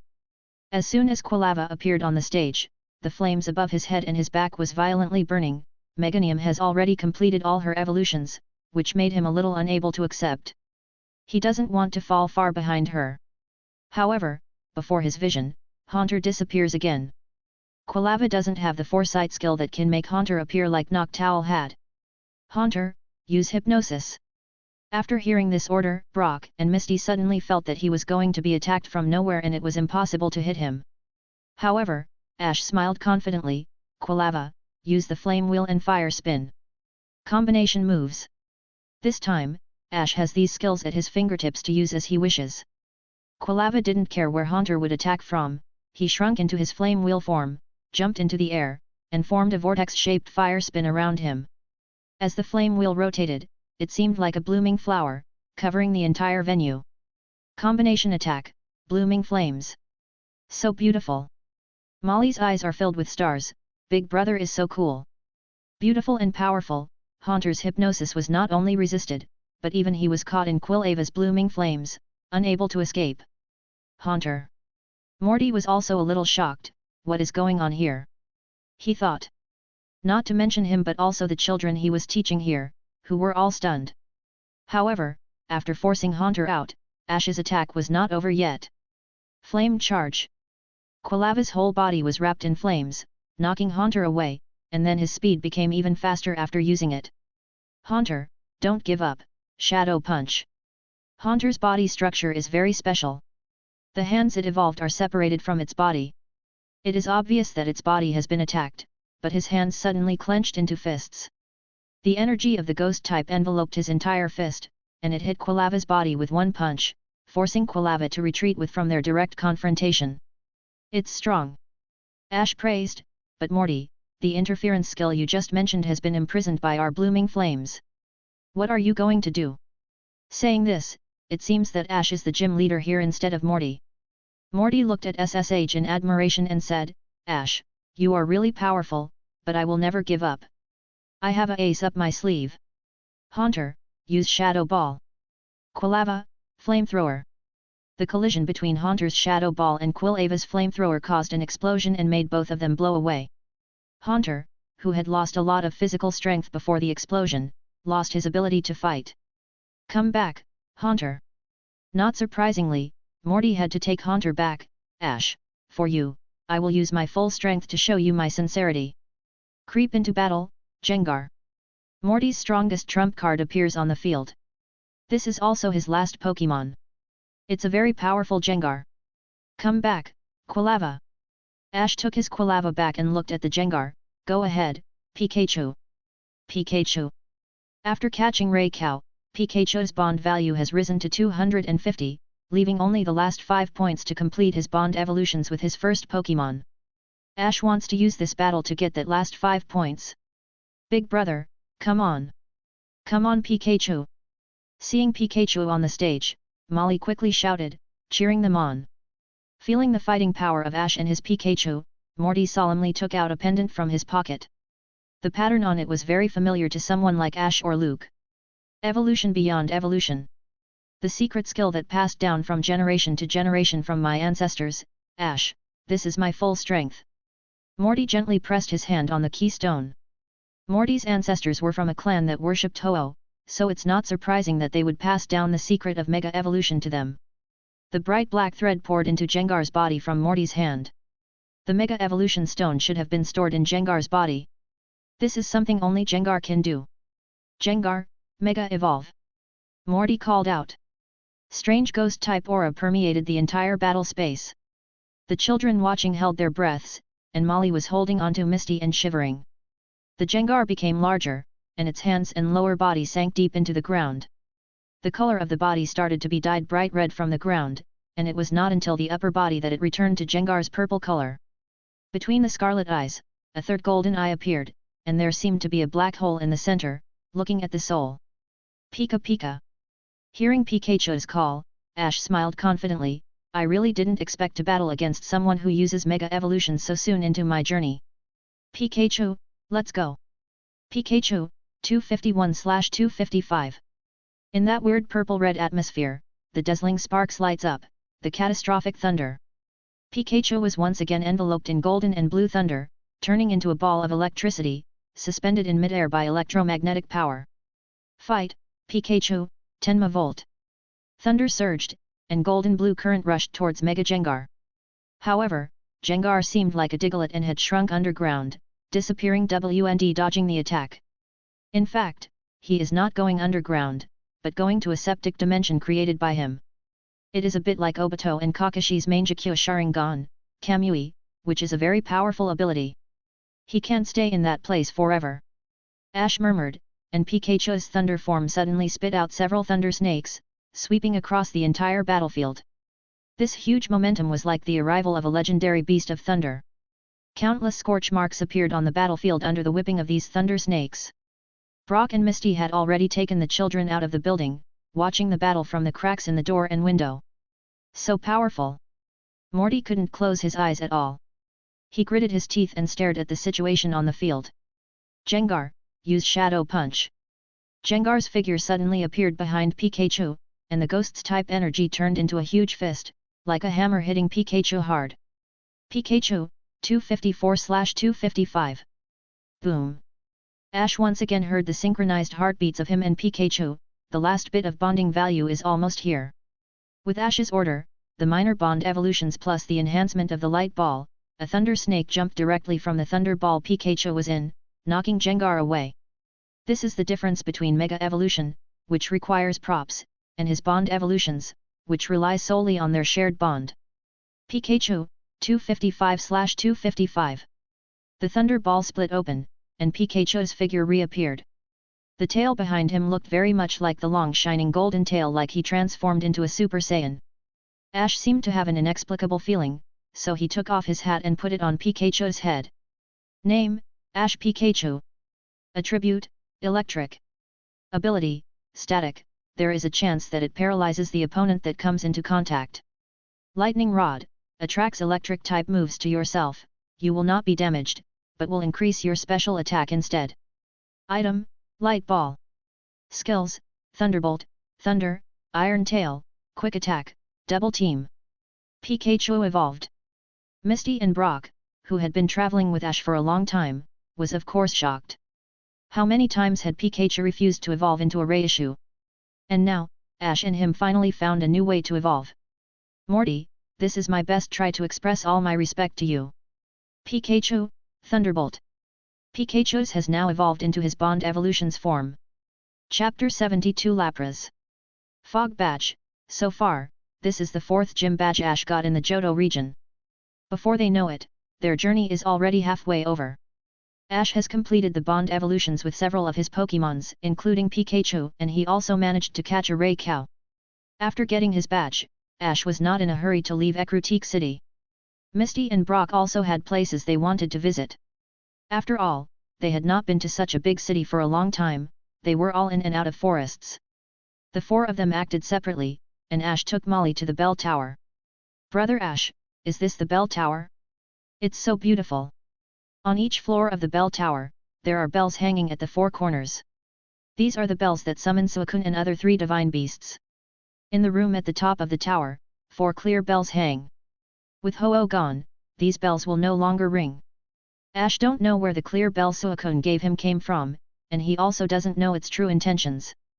But he knew that he must reach the top of the bell tower to even get a chance to know his answer. Then, he took out his clear bell. 1 second. 2 seconds. Ding dong. Ash's clear bell made a crisp and sweet sound, and then started to burn. Brother, look at the fire. There is fire. Molly exclaimed. However, despite holding a ball of fire, Ash did not feel any burning heat, just very warm and comfortable. The flame grew stronger and stronger until it left Ash's palm and turned into a phantom of Ho-Oh. Ho-Oh. Ash couldn't help but murmured. He still remembered that when his predecessor had just left Pallet Town, he had seen Ho-Oh flying over in the sky. Ash threw out his Ultra Ball. Come out, Raikou. Raikou has fully recovered from his injuries at the Pokémon Center. Although Nurse Joy was extremely shocked, she always only gave her blessings and did not ask any questions and promised not to tell a soul. Roar! Raikou came out of the Ultra Ball and roared with excitement when he saw the phantom of Ho-Oh. Even he had not seen Ho-Oh for a long time. Is it Entei? Molly's eyes were full of stars, but she soon discovered that this was not Entei. Molly, this is Raikou, but I will definitely catch an Entei in the... Ash put his hand on Molly's head. The phantom of Ho-Oh did not last long before it fell again and returned to Ash's hands. I saw that besides the clear bell, something else appeared in Ash's hand. Rainbow wing. Feathers in rainbow-colored colors. Like clear bell, it has the ability to summon Ho-Oh. Now these two things are in Ash's hands, and he is also on the top of Bell Tower, but Ho-Oh only appears as a phantom. What does this even mean? Do you want to give me a souvenir after watching a show? Ash pursed his lips and put Clear Bell and his second rainbow wing into his backpack.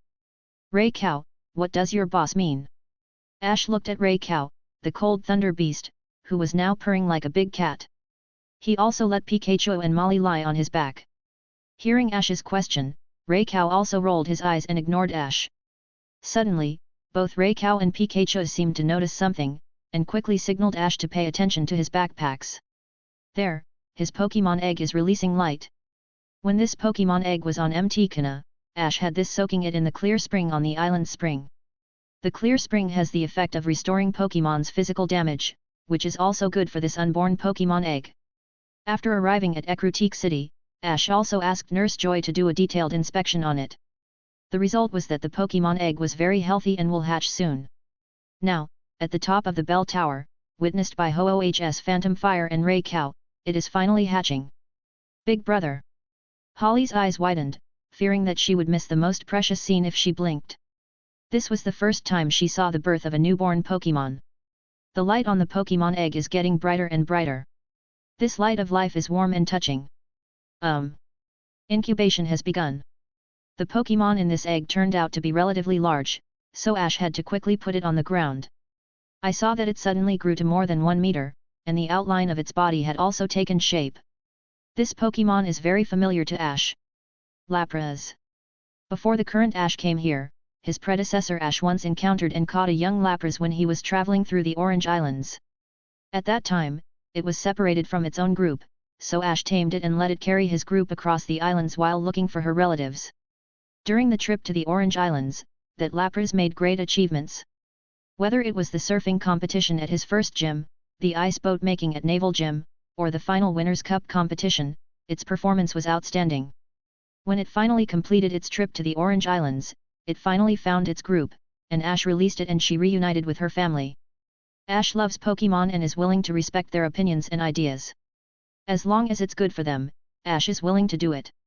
This point has never changed whether it was the past Ash or the current Ash. But now, a Lapras that belongs exclusively to him is born in front of him. Ash stepped forward and gently stroked its cold head. This feeling was so missed. Lapras have a gentle personality and rarely participate in chaotic situations. They are smart and have a very high IQ. They like to carry people swimming and other things on water. They have grey shells on their backs, which are very hard and durable. There are protruding bumps on the shells, which can be used by riders to hold on and stabilize themselves. Little guy, welcome to this beautiful world. Ash gently pressed his forehead against Lapras's head, as if he felt Ash's love. Lapras sang happily. Name, Lapras. Attribute, water, ice. Ability, water absorb. Bond value, 180/180. Skills, Water Gun, Sparkling Aria, Sing. Perhaps because he felt Ash's careful care in the Pokémon egg, or perhaps because he felt Ash's joy and love after birth, the bond value of Lapras actually directly reached the maximum value limited by the compatibility that it could currently have. But after all, Lapras is a gentle Pokémon that doesn't like fighting much, and it has just been born. The compatibility with SSH is only 180, which is already very high. With the deepening of daily interaction and special training, the degree of compatibility will definitely be greatly improved. When Lapras is old enough to fight, it will be just around the corner to complete his bond evolutions. Ash is confident in this. The most important thing is that although he is just born and doesn't have many skills to use, this Lapras can actually use the move Sparkling Aria. This move is the signature move of Primarina, the water royal starter in the faraway distant land of Alola. It can only be inherited for Pokémon Lapras by relying on breeding. In other words, this Lapras is probably from the Alola region, and one of its parents is a Primarina. This is not hard to believe. First of all, the Pokémon professor from the Alola region is Professor Oak's cousin, named Samson Oak. A weird old guy who likes to tell funny jokes about Pokémon. Secondly, Lapras, which is listed as an endangered protected Pokémon in the Kanto and Johto region, has increased in number due to overprotection in the Alola region, and has even been developed as a ride-on Pokémon on the water. Therefore, there is a high possibility that Professor Oak will get a Lapras Pokémon egg from the Alola region for him. Chapter 73. Sakura. Lapras had just been born, so of course Ash wanted to take it with him, not for training, but to cultivate feelings. Although Lapras is a water-type Pokémon and cannot leave the water, this is not a problem. Misty also travels with a Goldeen. The terrain of the Johto region is mostly forests and there are many bodies of water, so this is not much of a issue. Ash. Misty brought a little girl back to the Pokémon Center and seemed to be looking for him. Ash and his party went separately. Brock was responsible for purchasing supplies, and Misty attended a tea party organized by the 5 Eevee sisters. This little girl is the youngest of the 5 sisters. Because of the same experience, Misty and this little girl cherished each other and hit it off immediately. Ah, it's an Eevee. Molly held Eevee in her arms, the furry touch was so comfortable. Hello, my name is Sakura. The young girl greeted Ash politely. My name is Ash, this is my little sister, Molly, and this is my Pikachu. Ash introduced him and the other two. Pikachu. Misty brought Sakura to Ash. Ash, Sakura here said she wants to travel along with us. Sakura seemed to realize that the backbone of Misty's team was the boy in front of her who looked about the same age as her. His eyes were very lively and intelligent. Please, I also want to participate in the Johto Silver Conference, is that okay? Of course Ash would not refuse. The more traveling companions, the more fun it will be. He also believed Brock will agree without much of a issue. Okay, of course there is no problem with this. Hearing this, Sakura was ecstatic. Great, I want to go home and talk to my sister about this. Misty and Ash, will you two accompany me then? Since she asked so nicely, Ash and Misty did not refuse. So, they took Molly along to the home of the 5 sisters. Sister, please, I want to travel with Misty and the others. Sakura's 4 sisters are all top-notch beauties. They are proficient in music, chess, calligraphy, and painting, and have a quiet and pleasant temperament. Ash and Molly sat behind Misty and Sakura, while Molly was busy tasting the exquisite snacks prepared by the sisters for the ongoing tea party. Obviously, these 4 sisters did not agree to Sakura's request so easily. Sakura, your study has just begun. Please. Please. Sakura could only plead, and then looked at Misty beside her. Misty, please tell them. Misty looked at the 4 and said, please, let her come with us. Ash, Molly, what are you doing sitting so far away? Come over and help us. Hearing Misty calling him, Ash shook his head. Where did he get his position and right to speak in a room full of girls? Sakura here doesn't even have the courage to travel by herself, and of course she doesn't have the ability or strength to do so. She didn't have the courage to firmly believe that she wanted to travel. She even asked her friend to help her out to make them see that she is ready. Not even as good as Molly. Even Molly was more prepared for traveling than Sakura. Leave it to the battle to see if they are ready. Ash looked at the 4 beauties in front of him and said with a smile. Seeing the beautiful smile in Ash's eyes, the eldest sister among the 5 sisters understood it and nodded in agreement. Okay, I also want to see what kind of trainer you are. Misty is a little confused by the sudden change, she thinks that it's going too fast. The battle was held in the backyard of the sisters' homes. The battle was one-on-one, with Sakura fighting against her other sister, Sumo, Tamao, Kume, and Ash fighting against the eldest sister of the 5 sisters, Satsuki. Sakura's battle ended quickly. Eevee was attacked by a Flareon and had no ability to fight back. Regardless of Sakura's feelings in this battle, the battle between Ash and Satsuki began immediately. Sister, this Ash character is very powerful. Even the gym leader is not his opponent. Do you really want Sakura to travel? The 3 sisters were a little worried about this battle. Satsuki shook her head, it would be great if Sakura could understand our intentions, and I believe this Ash has the same idea. Ash and Satsuki looked at each other and nodded in understanding. Satsuki took the lead in sending out her own Pokémon, which is an evolved form of Eevee, the electric type, Jolteon. The Pokémon of the 5 sisters is the evolved form of Eevee, but Sakura's Eevee has not yet evolved, so the group lacks an Espeon. Ash held the Ultra Ball and said, Misty, weren't you curious about what Pokémon I caught with this Ultra Ball? Hey! I'll show you now. Strike them down, Raikou. Facing the Jolteon sent by Satsuki, Ash actually sent out the personification of Thunder Pokémon, Raikou. Roar! The saber-toothed tiger roared, and countless thunder snakes sprang up from the thunder cloud behind them, and fell on the grass in the garden, immediately forming streaks of burnt brown. What? The 5 sisters were so frightened that even if they overestimated Ash's power, they never expected that Ash would actually have a Pokémon like Raikou. Sakura behind her was so scared that she covered her mouth. What kind of magic is this? She quietly poked Molly next to her on the shoulder. Molly, who is this brother of yours? Molly said proudly, Big brother Ash is my brother. He is the most powerful brother in the world. He also wants to catch Suicune and Entei. Hearing this, Sakura was stunned. She realized that Molly in front of her who could travel with Ash was definitely not a normal person. The 4 other sisters and the Jolteon were also frightened by seeing Raikou. How would she fight this? Will they be beaten if they go up? Seeing that his opponent no longer had the will to fight, Raikou had no choice but to turn back to Ash's side, and Sparks behind him also restrained himself. Pikachu and Molly had already pounced on it, having fun on its back. Ash smiled and said, Raikou, you are so fierce, you scared all these people. The 4 sisters opposite looked at Ash angrily, it's not our fault. Why would you summon a legendary Pokémon to battle our Pokémons? Raikou, let alone agreeing to Sakura's trip, even if you kidnap her all, who can stop you? Raikou rolled his eyes at Ash and let himself go back inside the Ultra Ball. Turning around, Ash looked at Sakura, whose mind was blank, and Eevee, who was so scared that she was about to foam from her mouth. Sakura finally came to her senses and ran up to her 4 sisters, bowed lightly, then turned to Misty and said, I'm sorry Misty, I think I still can't travel with you. Do you understand? Ash smiled. Well, thank you, Ash. Sakura hugged her Eevee and said, if I travel with you now, I will definitely become a drag on you. I plan to wait until I become stronger before I leave for a trip of my own. Satsuki also came back to her senses. Although the process was a bit different from what she had thought, fortunately the final result was still what it should have been. And Sakura, your character is too dependent on others. You want to travel with Ash and the others, but you ask Misty to help you, this is not good. When Pokémon battles, no one can help you. Ash, this is what you want to say, right?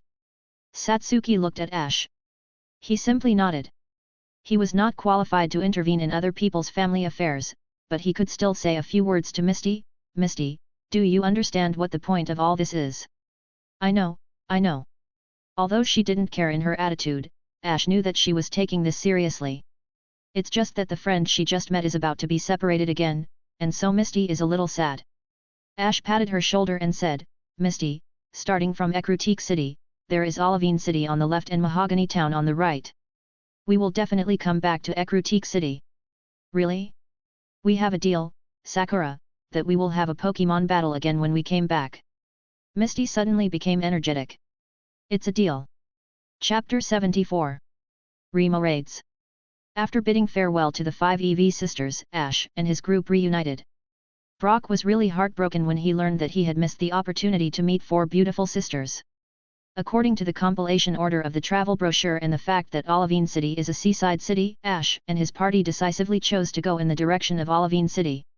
Whether it's Misty, a water-type Pokémon trainer, who hasn't seen the ocean for a long time, or Ash's newly born Lapras, it's best to let him see the ocean. This is an obvious choice. The most important thing for Brock is of course that gym leader Jasmine from the gym in Olivine City is a beautiful woman. He must work hard to make up for this regret of not seeing those sisters.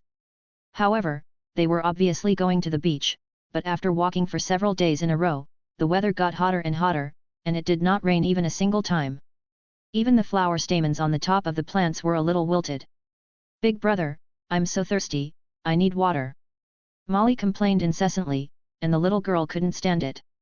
"Even the riverbed here has dried up, and everything is desolate, but if you look in the sky, there is a gorgeous colorful cloud. That one seems to come out of the mountain tops over there. It says that the name of the mountain is Remo Raade Mountain." Brock checked the map and confirmed the location of the colorful clouds. "And additionally, there is also a Pokémon Center there." Ash and his party quickened their pace, but came to a spectacular historical ruins, with tall wooden pillars carved with exquisite patterns. Molly also discovered 10 sculptures with strange shapes. "This should be Remo Raade." Ash recognized this look. "You are right." Nurse Joy appeared from behind the pillar holding a flower. "The civilization that once flourished near here was called the Ancient Colossal Tree Tribe. The people here called themselves the Remo Raadians. However, the water nearby has dried up, and there are no Remo Raade inhabiting it." Ash and his group followed Nurse Joy back to the Pokémon Center, where there was a pool underground and the smell was very sweet. It turns out that in the dry valley in front of the Pokémon Center, a large number of Remo Raade suddenly appear every 10 years, forming underground water here for the Pokémon Center to draw from. "I remember, it's called the Remo Raade Lake there, right?" Ash suddenly said. "That's right. Do you want to go there and take a look?" Nurse Joy seemed to have guessed Ash's plan, but there is not even a single drop of water in the lake right now. "By the way, there is an incredible legend about that pool. You may be interested in this." "Legend?" Misty was very interested in the legend of water Pokémon. Nurse Joy doesn't hide anything either. "The Remo Raade from the lake is very difficult to catch." Misty couldn't believe this statement. Remo Raade is not that difficult to catch, and there should be no way to survive in a dried-up pool. Ash shook his head. "Let's just go and take a look at it." As soon as they left, Ash and his party brought enough water and walked towards Remo Raade Mountain. The higher they went, the more flowers they found.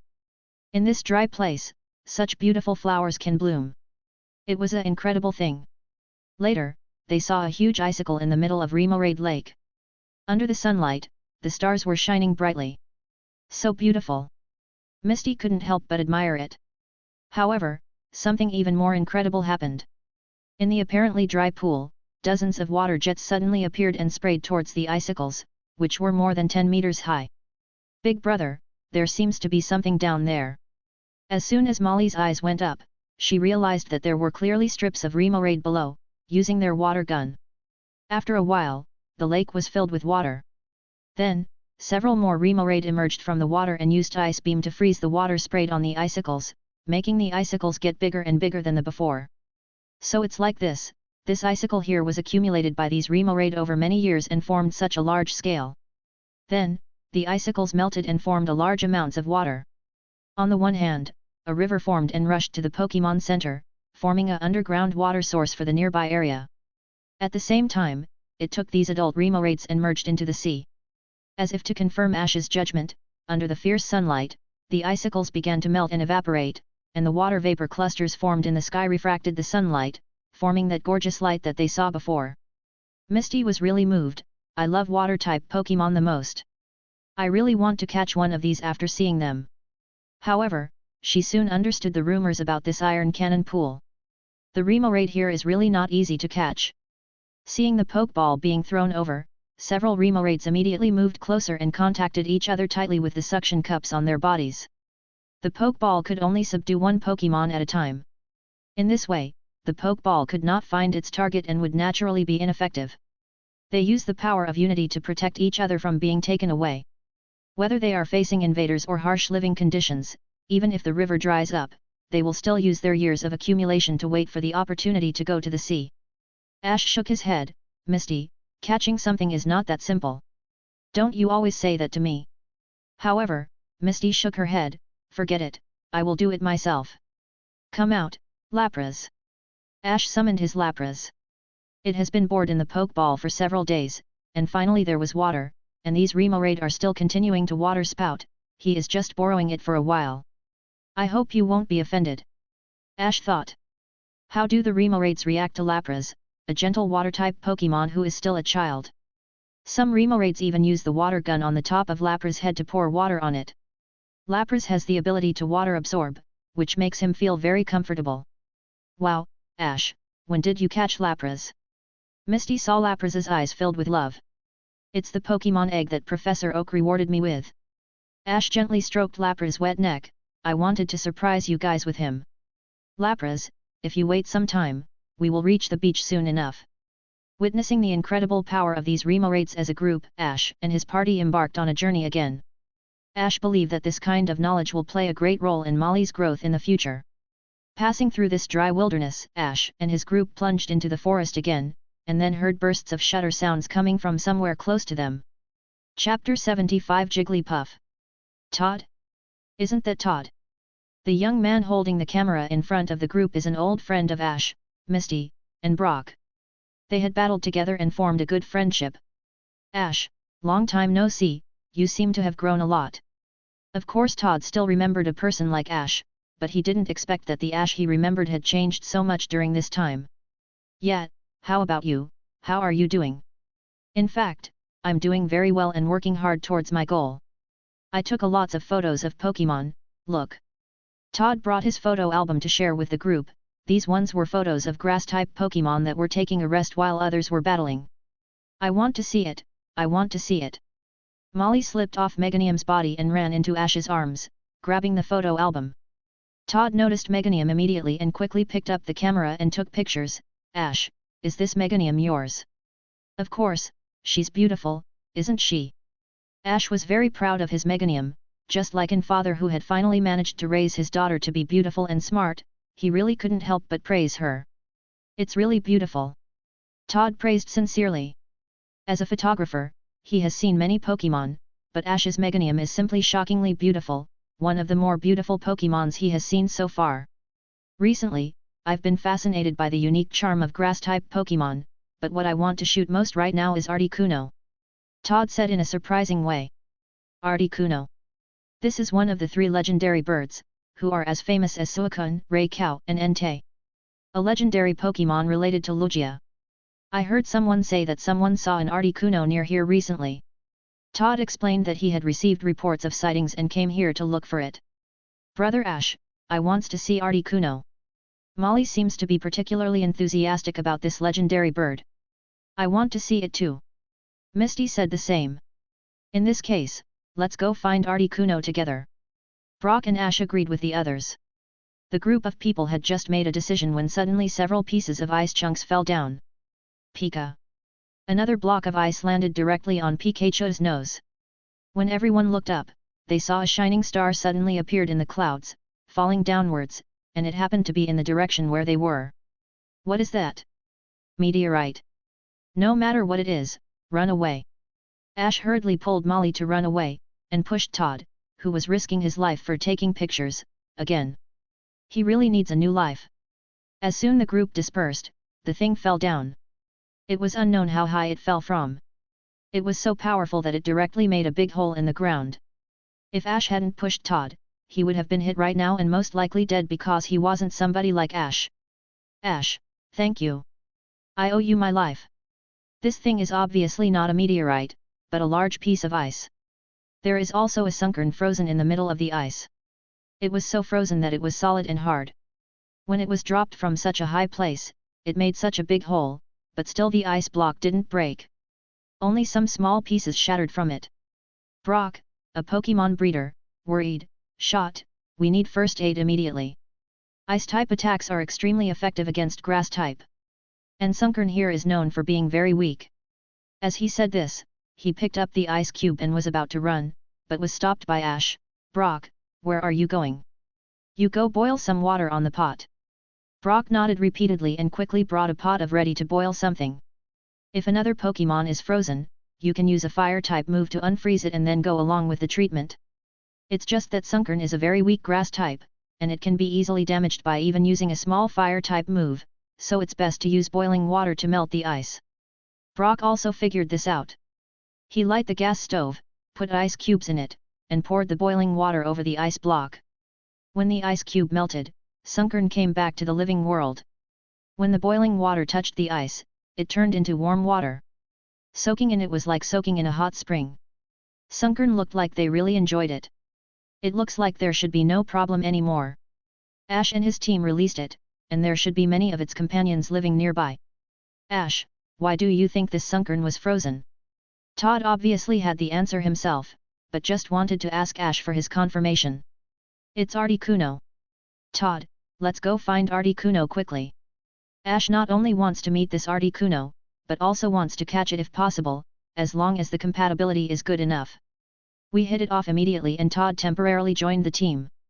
The group of people searched for 2 whole days in the direction where Sunflora fell just now, and then walked out of the forest and came to the foot of huge towering snow-capped mountains.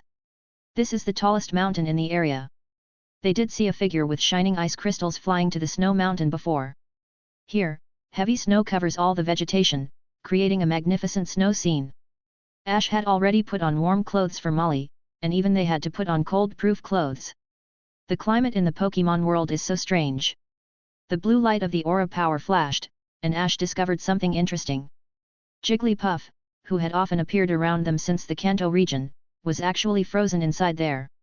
I just thought I hadn't seen it for a long time, and it turns out it's stuck here. Brock also said the same. Of course, Todd is most concerned about what is going on. Isn't this Jigglypuff also frozen here by Articuno? Regardless of whether it is or not, we must rescue it. There is no need to be as careful with Jigglypuff as with Sunkern. Ash directly asked his Quilava to help and rescued it with fire. Todd has been searching for a long time and finally found traces of Articuno. He was inevitably anxious. As soon as Jigglypuff was rescued, he couldn't wait to rush up and asked, Jigglypuff, have you met Articuno? Tell me, Jigglypuff, where did Articuno go? Jigglypuff, who was being harassed, was very happy to be rude back to Todd, and she hit him with a double slap, which hit him 5 times, which made his face swollen. Haha, Jigglypuff is so awesome. Molly rushed over and hugged Jigglypuff. Big brother, can I get this Jigglypuff, is that okay? Molly wants to catch this Jigglypuff? Misty's face suddenly changed. Although this Jigglypuff is cute, it is their nightmare for some time now. This Jigglypuff likes singing, and makes everyone fall asleep every time it sings. When Jigglypuff is angry when everyone is asleep, she will use a dark marker that she carries with her to draw everyone's faces like tabby cats. However, Ash is no longer the Ash he used to be. Meganium, use Safeguard. A shadow extends on the pink petals, and 2 huge 2.2-inch petals envelope everyone. Safeguard is a magical guardian skill, a mysterious power that protects people from falling into an status condition. And in the real world, Safeguard's effect is even more powerful. Jigglypuff starts singing. However, this time, everyone heard it singing quietly and completely, and no one fell asleep. It was so happy that it readily agreed to Molly's subjugation. Ash smiled and gave her a Pokeball. As for how they would get along in the future, Ash couldn't control that part. But he believes that Molly can definitely handle this Jigglypuff. I just got a Jigglypuff. Molly imitated Ash and made a victory declaration. Chapter 76. Womp Womp. Originally, at Molly's age, she was not allowed to own her a Pokémon. Alliance's main reason for this rule is that children who are too young will not be able to take good care of Pokémon, but will harm the Pokémon and themselves. But there is no need to worry about Molly. Her current ability is no less than that of a novice trainer. Molly had previously agreed with Pikachu number 2 that she would travel with him when she reaches the age. This is not because Molly is underage, but because Molly's journey only lasts until the end of Ash's trip to the Johto region, and then she will go back to study with her father until she is 15 years old. So, she still has 10 years left until her journey. Pikachu number 2 has been next to Mewtwo the whole time. He is very eager to take a good look at the world and enjoy true freedom. He doesn't know freedom cause he isn't American. Therefore, such an agreement is good for both parties. But Jigglypuff here is different. Moreover, the cute little Jigglypuff is very compatible with Molly and can become her best playmate. In addition, Jigglypuff can use the Moonstone to evolve into a Wigglytuff. This is another very cute Pokémon that is closer to the word cute than the Ballon, Jigglypuff. It has a very docile and caring personality. In places like the Kalos region, it also serves as Nurse Joy's assistant. It will become Molly's trump card in the future. No, Molly couldn't put it down while holding this pink air balloon. With Meganium watching, no one would worry about being put to sleep by her singing. Therefore, Ash and his group have added another companion to their trip. Ash, look! Further up, there is the Pokémon Center, which really surprised everyone. I didn't expect there was just a Pokémon Center sitting here. The sign erected in front of this Pokémon Center reads, "The world's tallest Pokémon Center." This is a rare thing to come across and worth remembering. Everyone took a group photo at this sign with their Pokémon as the background. This will become a precious memory after their journey. The appearance of the Pokémon Center was too timely, and the Jigglypuff that had just been caught also needed to be restored from that freezing temperature. After all, it was been attacked by both ice and fire, so there must be some damage left. Ash, we must find Articuno soon. I want to take a photo of Articuno as close as possible to Articuno. Todd was very determined. He seemed to notice the change in Ash and began to ask him for help. This is easy. Big Brother will catch that Articuno. You can take as many pictures as you want after that.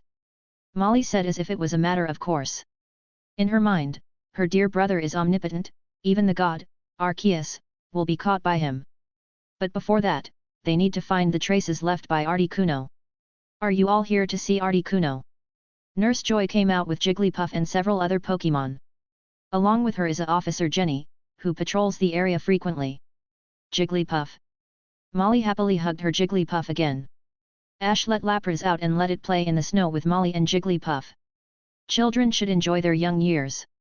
Nurse Joy, Officer Jenny, has anyone seen Articuno around here recently? Todd asked impatiently. Nurse Joy nodded. Speaking of Articuno, the snow mountain here and Articuno has a deep connection. Since they were talking about this matter, the two of them led a group of people to the mountain wall behind the Pokémon Center. There is actually a small temple dedicated to Articuno here, and the stone carvings of Articuno inside look lifelike. Articuno is the guardian of the people who travel in the snowy mountains. Nurse Joy introduced with a reverent tone. According to legend, Articuno not only warns people about its winter visits, but also builds nests on top of mountains covered with snow for a long period of time and then flies somewhere else. Officer Jenny added. The top of this snow-white mountain is also covered with years of snow, so it may also have the location of Articuno. Since he is called a guardian, there should be some real deeds, right? As a photographer, Todd asked very good questions. Of course there are such deeds, otherwise there would not be such stone sculptures here. There is indeed a legend circulating here about rescuing people who were in trouble in the mountains. While the group was having some time to themselves, the Team Rocket trio were already climbing the snow mountain from the other side. This steep snow mountain made them hate this a lot. Especially Meowth, who regards himself as part human being. It's so cold, I want to go inside a warm bed. Aren't you the one who said to set the trap before that little brat did? Jessie was angry with Meowth's complaint when it was his fault that they were here right now. We can go up the mountain much faster than them from here. Their plan is very simple. They take a shortcut to get in front of Ash and his group, and then set a trap for them. As Ash became stronger and stronger, the Rocket Trio also began to absorb lessons, think of more and better ways, and accumulate more funds before launching an attack on his group. However, the funds they finally accumulated were all exhausted because James bought a treasure hunting device in Ecruteak City. After spending a huge sum of money to buy a treasure hunting device, they only dug up a bunch of broken bottle caps that only James himself regarded as treasures. Meowth and Jessie were very depressed and naturally did not make any action in Ecruteak City. Therefore, they can only return to the most primitive but most effective trap-digging tactics and prepare to ambush Ash and snatch Pikachu from him on the snowy mountains. They witnessed with their own eyes that Ash's Pikachu actually evolved. However, this is obviously bad planning. Before they could climb very high, the three of them were attacked by dozens of Spearows. The safety rope came loose and they fell to the bottom of the snow-capped mountain. Thanks to their good luck, they were able to find a cliff to stay on, and they were finally safe. However, it's very cold here. What should I do? My head has frozen and I can't think of anything.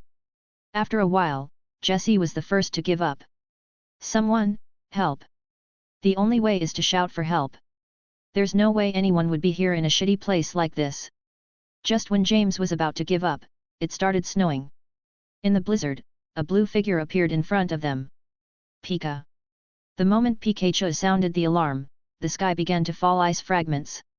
Ash's whole body flashed with blue light, and he took the lead and rushed out with Pikachu. Ash, wait for us! Everyone quickly followed him.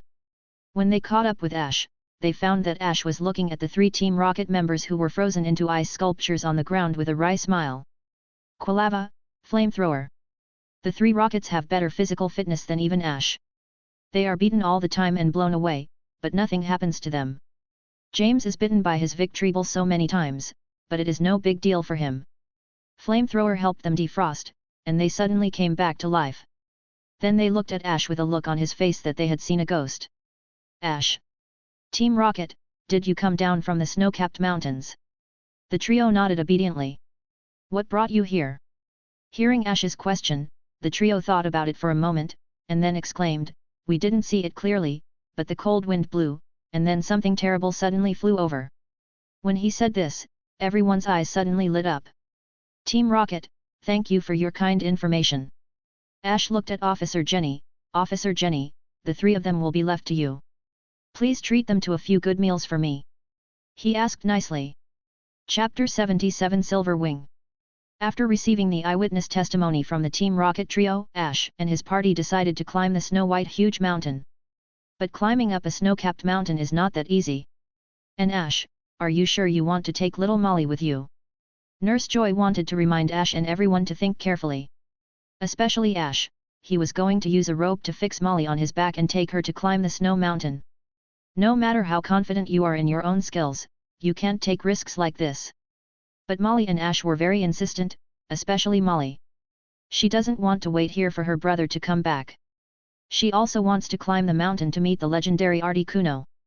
Now that she has caught a Jigglypuff, she is also considered a Pokémon trainer. Pokémon trainer should not be afraid of hardships and move forward courageously. But fearlessness does not mean recklessness. Ash decided to take her with him. Of course he will shoulder all this responsibility and protect Molly from any harm that comes her way. Ash just shook his head and didn't say anything. Instead, Brock stood up decisively and said, don't worry, I will follow them all the way. Nurse Joy looked at him suspiciously, do you have any experience climbing snow mountains? I don't. Please, Brock, don't speak so confidently if this is not the case. Putting on professional cold-proof clothing, Ash and his party officially set off. The difference from Team Rocket is that they took the usual path up the mountain instead of climbing up the cliff and ice wall from the back. However, blizzard commonly appears on the snowy mountain, and the weather becomes worse and worse. Ash, does this phenomenon mean that Articuno is nearby? Misty held Ash's hand tightly and relied on his strength to stabilize her body. In such bad weather, Ash's palms felt very safe and warm for Misty. It would be great if it is. Todd hopes Articuno is right in front of him. We have passed it too many times before. It's so easy to meet legendary Pokémon. However, Todd was anxious and wanted to take a step forward, but Ash held him back. Ash, what are you doing? Todd, wait a minute. Misty heard the reproach in Todd's tone and said quickly, the blizzard is so big now, you can't even tell the difference between south, east, west, or north. Ash's face was gloomy. Todd, look carefully. Is there any kind of road in front of you? Since entering the snow mountain, Ash has maximized the induction of the power of his aura. Even in this blizzard, he can still recognize the path under his feet. Hearing this, Todd looked down and saw that the snow-covered place was clearly a cliff. They can clearly see a towering ice cliff in front of you, but don't know that there is a natural chasm between your feet and the ice cliff. Ash, thank you. Todd couldn't help but feel scared. Without Ash, he might have fallen to his death. He had to sincerely thank him and quickly calmed down his emotions. The weather is getting colder and colder, and everyone's breath condenses into ice mists. We can't go any further. Ash had to make this decision. He must be responsible for everyone's safety. But it was Molly who shrank in Ash's arms. The conditions now was very bad. Let's return immediately. He has to get everyone back quickly now, before the blizzard gets too big to see each other. However, just then, the hurricane snow stopped.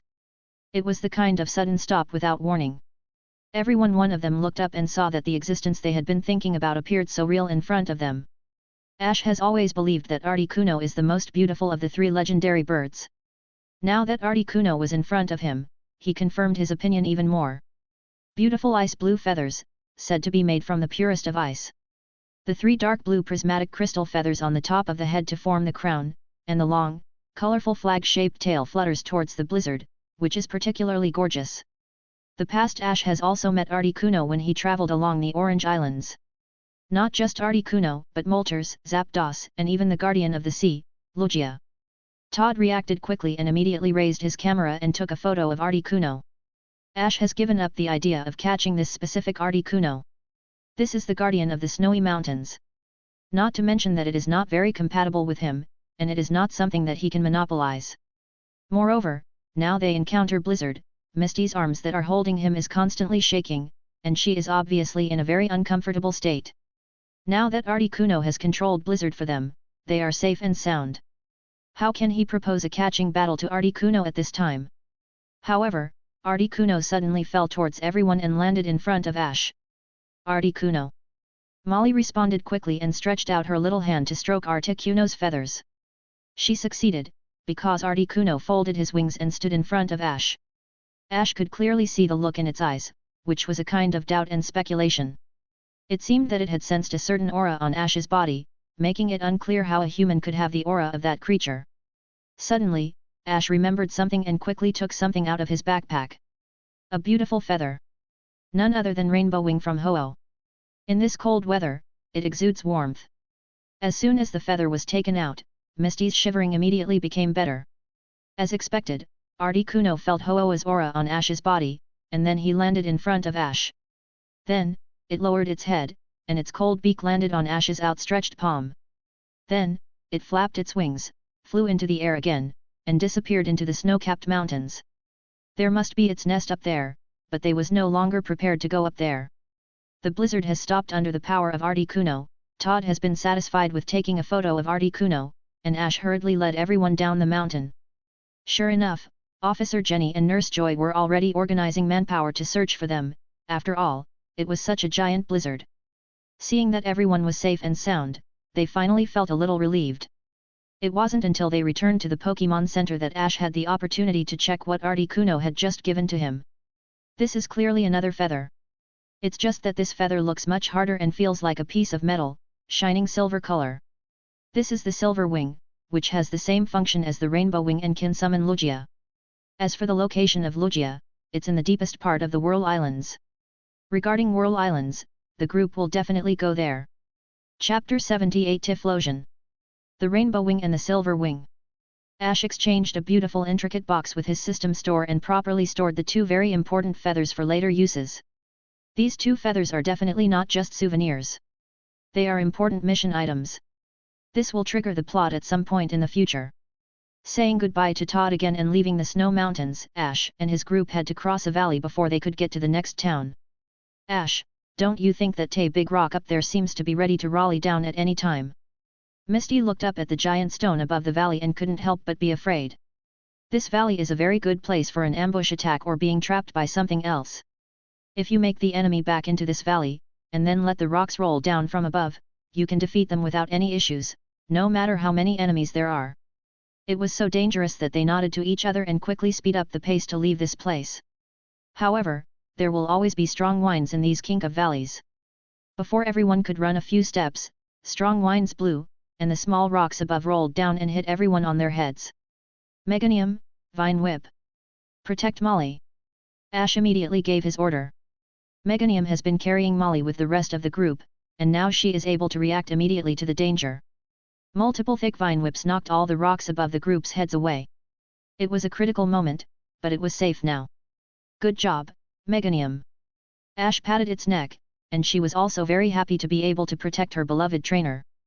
Meganium, you are so awesome. Molly hugged Jigglypuff with a careless look on her face, as if she was not worried about the dangerous situation they were in right now. That really was awesome. 3 fiery red figures suddenly appeared from behind the valley. 3 Arcanine suddenly appeared in front of them, and on their backs was a beautiful girl. When the stones fell just now, she rushed to the rescue the group with her Arcanines. But even if she arrived, the 3 Arcanines couldn't save Meganium, they could only save the 4 humans. Then Meganium will have no choice but to save itself. Thank you. Brock rushed up again. You, who are riding the brave and strong Arcanine, are you here to save me, my lady? Are you serious right now? Ash thought Brock would want to ride with this girl now. Unexpectedly, he guessed wrong, and the guy actually lay on the ground by himself. Come on, let's ride on the brave and strong me this time. Misty pulled him away, but Ash was very interested in her 3 Arcanines. He has longed for this kind of powerful fire-type Pokémon for a long time, but not a chance in sight. He has never been able to catch an Arcanine or Growlithe of his own. That guy Gary, on the other hand, had an Arcanine. He already loved this loyal fire dog. Hello, thank you anyway. My name is Ash, and we were about to go to Olivine City. Ash has now become the absolute core of the group, and he is usually the first to contact the people they meet during their trip. The young lady came back to her senses after seeing the nonsense from Brock and said, "My name is Ramona. If you want to go to Olivine City, do you want to go with me? So, are you going to Olivine City as well?" Misty has taken care of Brock's nonsense and is back. "No, I'm just going with you for a short while. I'm going to the other side of the mountain to deliver some things there." As she said that, Ramona took out a bag from on of the backpack on Arcanine's back. This bag was full of beautiful stones with flame patterns and colors engraved on them. It's a fire stone. The fire stone, which can evolve Pokémon like Vulpix into Ninetales and Growlithe into Arcanine, is a rare stone for Pokémon trainers. These are the prizes for the winner of the competition. Ramona introduced, tomorrow, the fire-type Pokémon competition will be held on the other side of the mountain. Speaking of the type Pokémon competition, Ash participated in the grass-type Pokémon competition not long ago and won the championship. He still has a high-quality leaf stone synthesized by the system in his backpack. Now that he knows this news, of course he can't miss such a competition. From this city to that city, from village to village, carrying all kinds of items with Arcanine is my job. Ramona introduced her self-made slogan. It turns out that she is doing a courier business. With Arcanine there, it's really a good fit. But it seems a bit wasteful to use such a powerful Pokémon as a courier. It's like when Mewtwo used a Dragonite as a postman to deliver his letters to various trainers. How about, do you want me to give you guys a ride? This way your trip can be shortened. If you want to participate in the competition, you should still have time to sign up today. She must have seen the eagerness in Ash's eyes and she was very willing to help. Of course he is very anxious. He has been saving up exchange points recently to exchange for a new string item. Is this expensive? Very expensive. Thank you so much. Ash happily thanked her. Come on, Molly, we're riding an Arcanine today. After taking the Meganium back and letting her rest for a while, Ash chose the most pleasing Arcanine, hugged Molly and rode on his back. Arcanine, so cool. Just as cool as Dad. Molly actually compared Arcanine with an Entei. They really have something in common. Ash, your sense of balance is very good. Have you ever ridden an Arcanine before? Seeing Ash's performance, she was pleasantly surprised over and over again. This posture is not like a first time at all. The two girls, Misty and Ramona, rode an Arcanine together. Ash has never ridden an Arcanine, but he has a very strong Charizard and he can do all kinds of difficult flying tricks on Charizard. I see. The most miserable one was Brock, who had no one to take him with him. He could only desperately hold on to the fur of the last Arcanine, swinging it back and forth on its back, and followed everyone. When they arrived at the town on the other side of the mountain, they were all a little exhausted. The fire-type Pokémon competition in this town is smaller than the previous grass-type Pokémon competition, and the participating Pokémon are mostly fire Pokémon that have not yet evolved, such as Vulpix, Ponyta, Slugma, and Houndour. Ash easily won the championship with his powerful Quilava. But after all of them were fierce fire-type Pokémon, and the intensity of the battle is much more intense than the calm grass-type competition, so it was still worth watching. Although the fight was not entirely enjoyable, Quilava still evolved.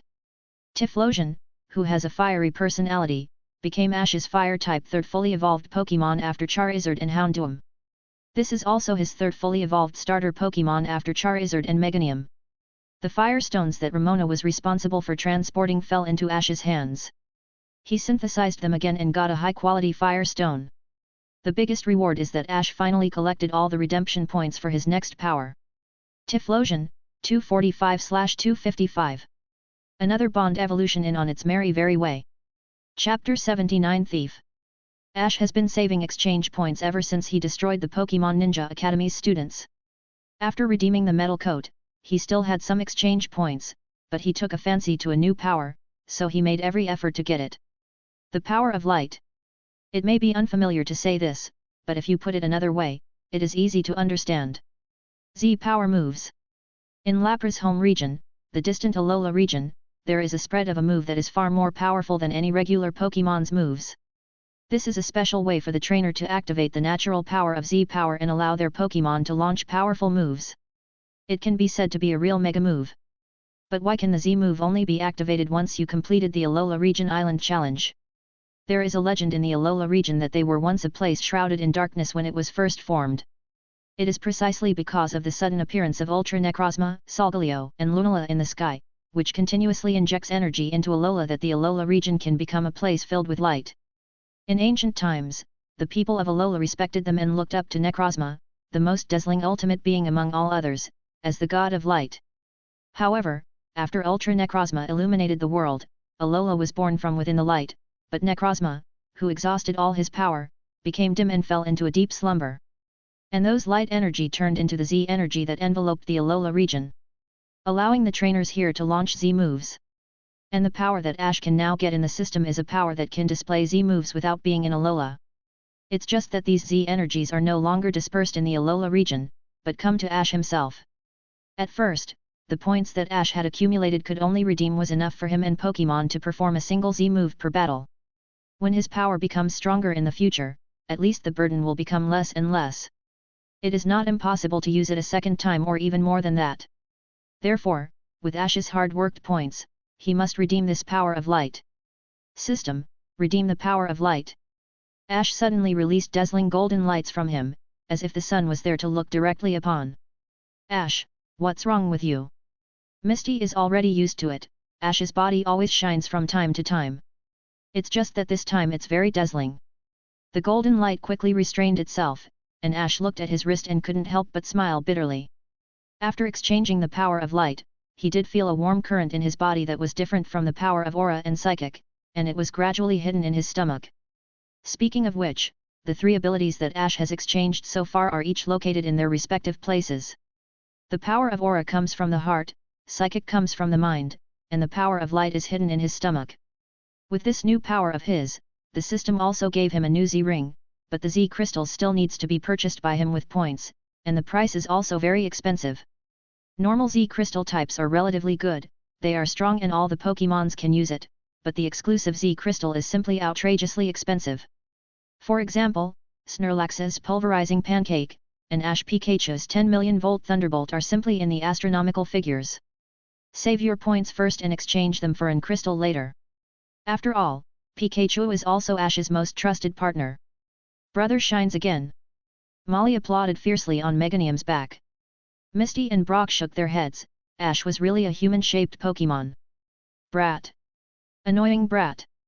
The voice of Team Rocket. Ash and his group turned around and saw the Rockets trio running over in a hurry, Jessie leading the way. Brat, no, Ash, please help me. By the way, how did you escape?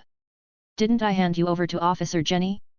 Wouldn't it be better to live and eat in there for free? Ash looked at the three of them and was surprised to see them out again so soon. We have a dream. James suddenly said with a posture. Come on, we are friends, right? If something important happens, we will help. If it is nothing important, we will leave.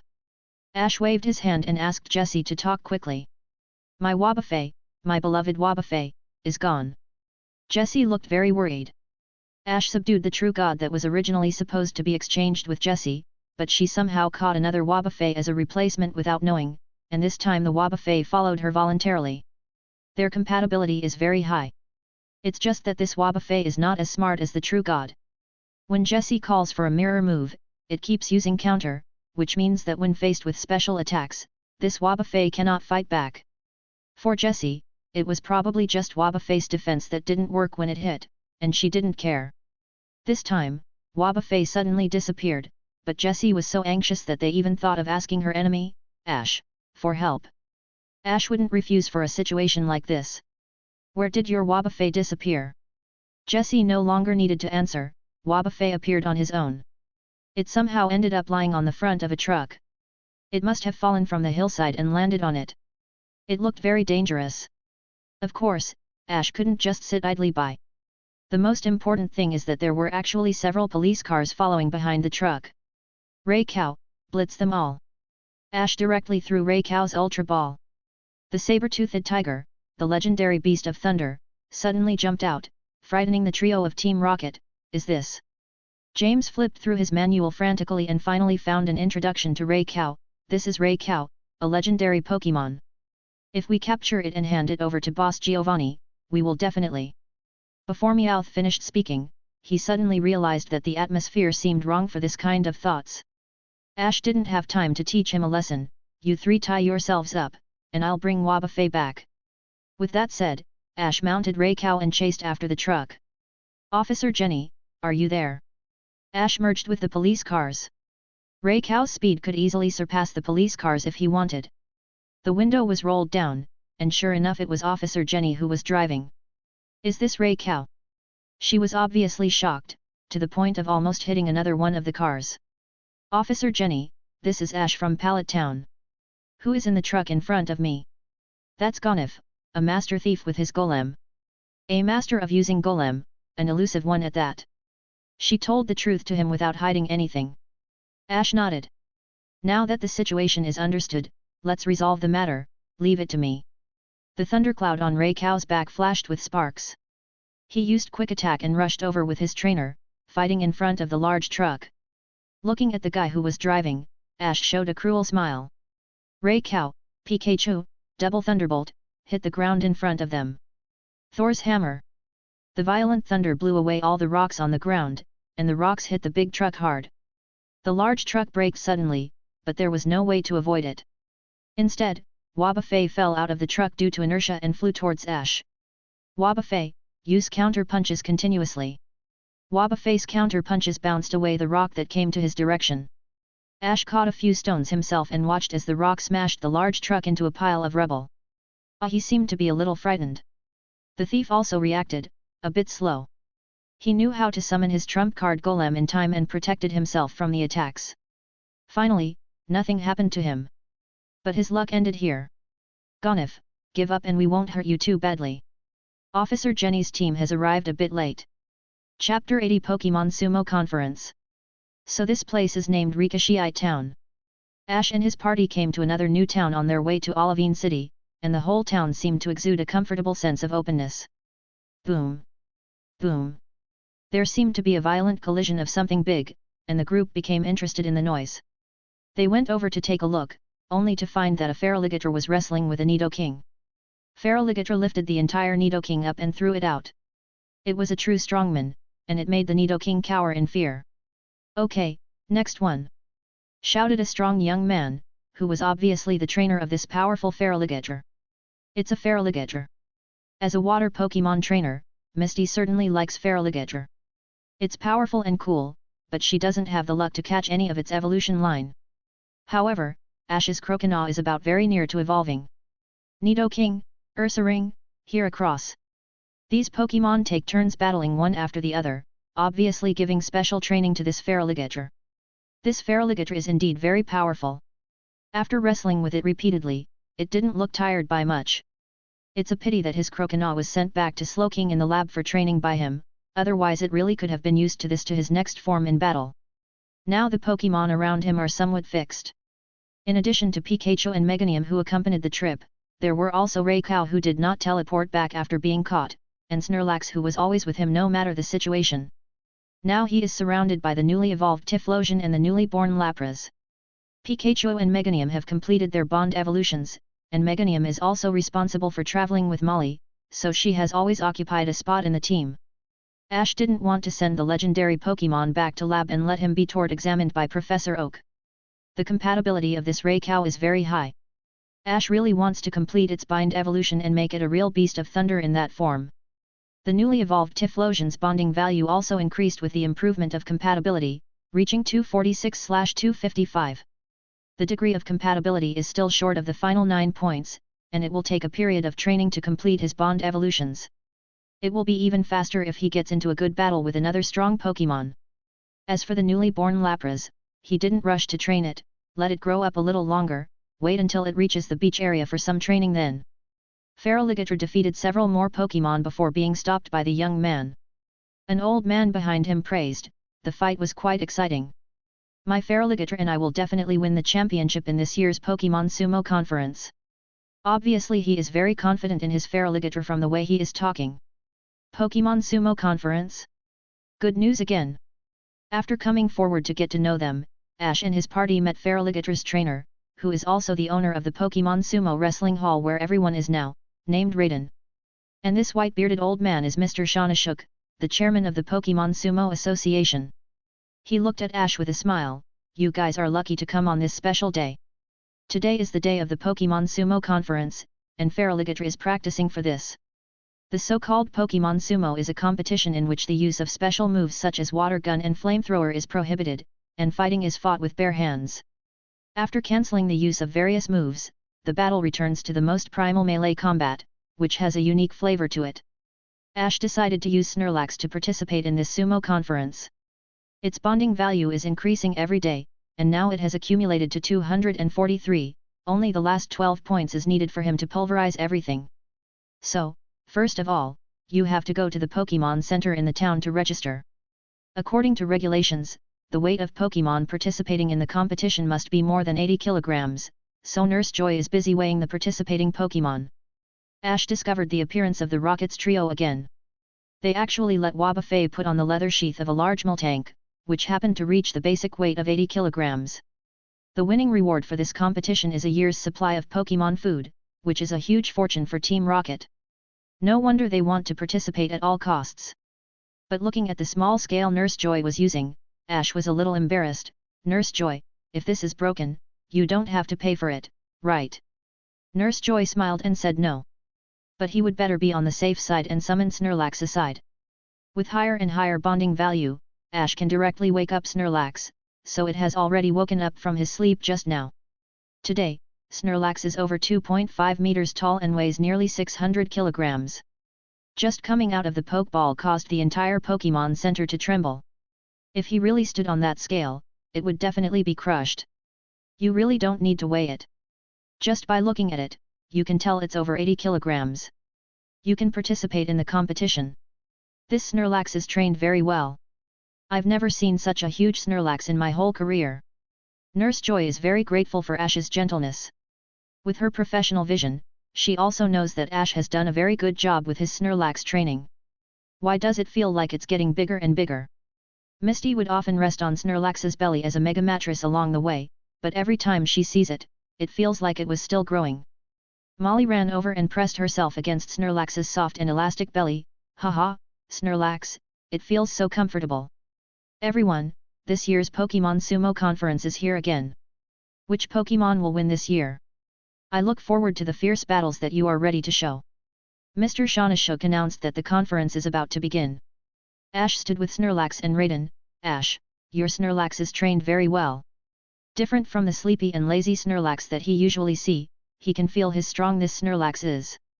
Of course, this is the Snorlax that Ash trusts the most besides Charizard and Pikachu. From the very beginning, the bond was very high. "Mr. Raiden, your powerful Feraligatr is also very powerful," Ash said modestly. Not only the Feraligatr from Raiden, Ash also noticed a very strong Blastoise. The final opponent of his should be one of these two. Mr. Shanashuk announced the start of the first game.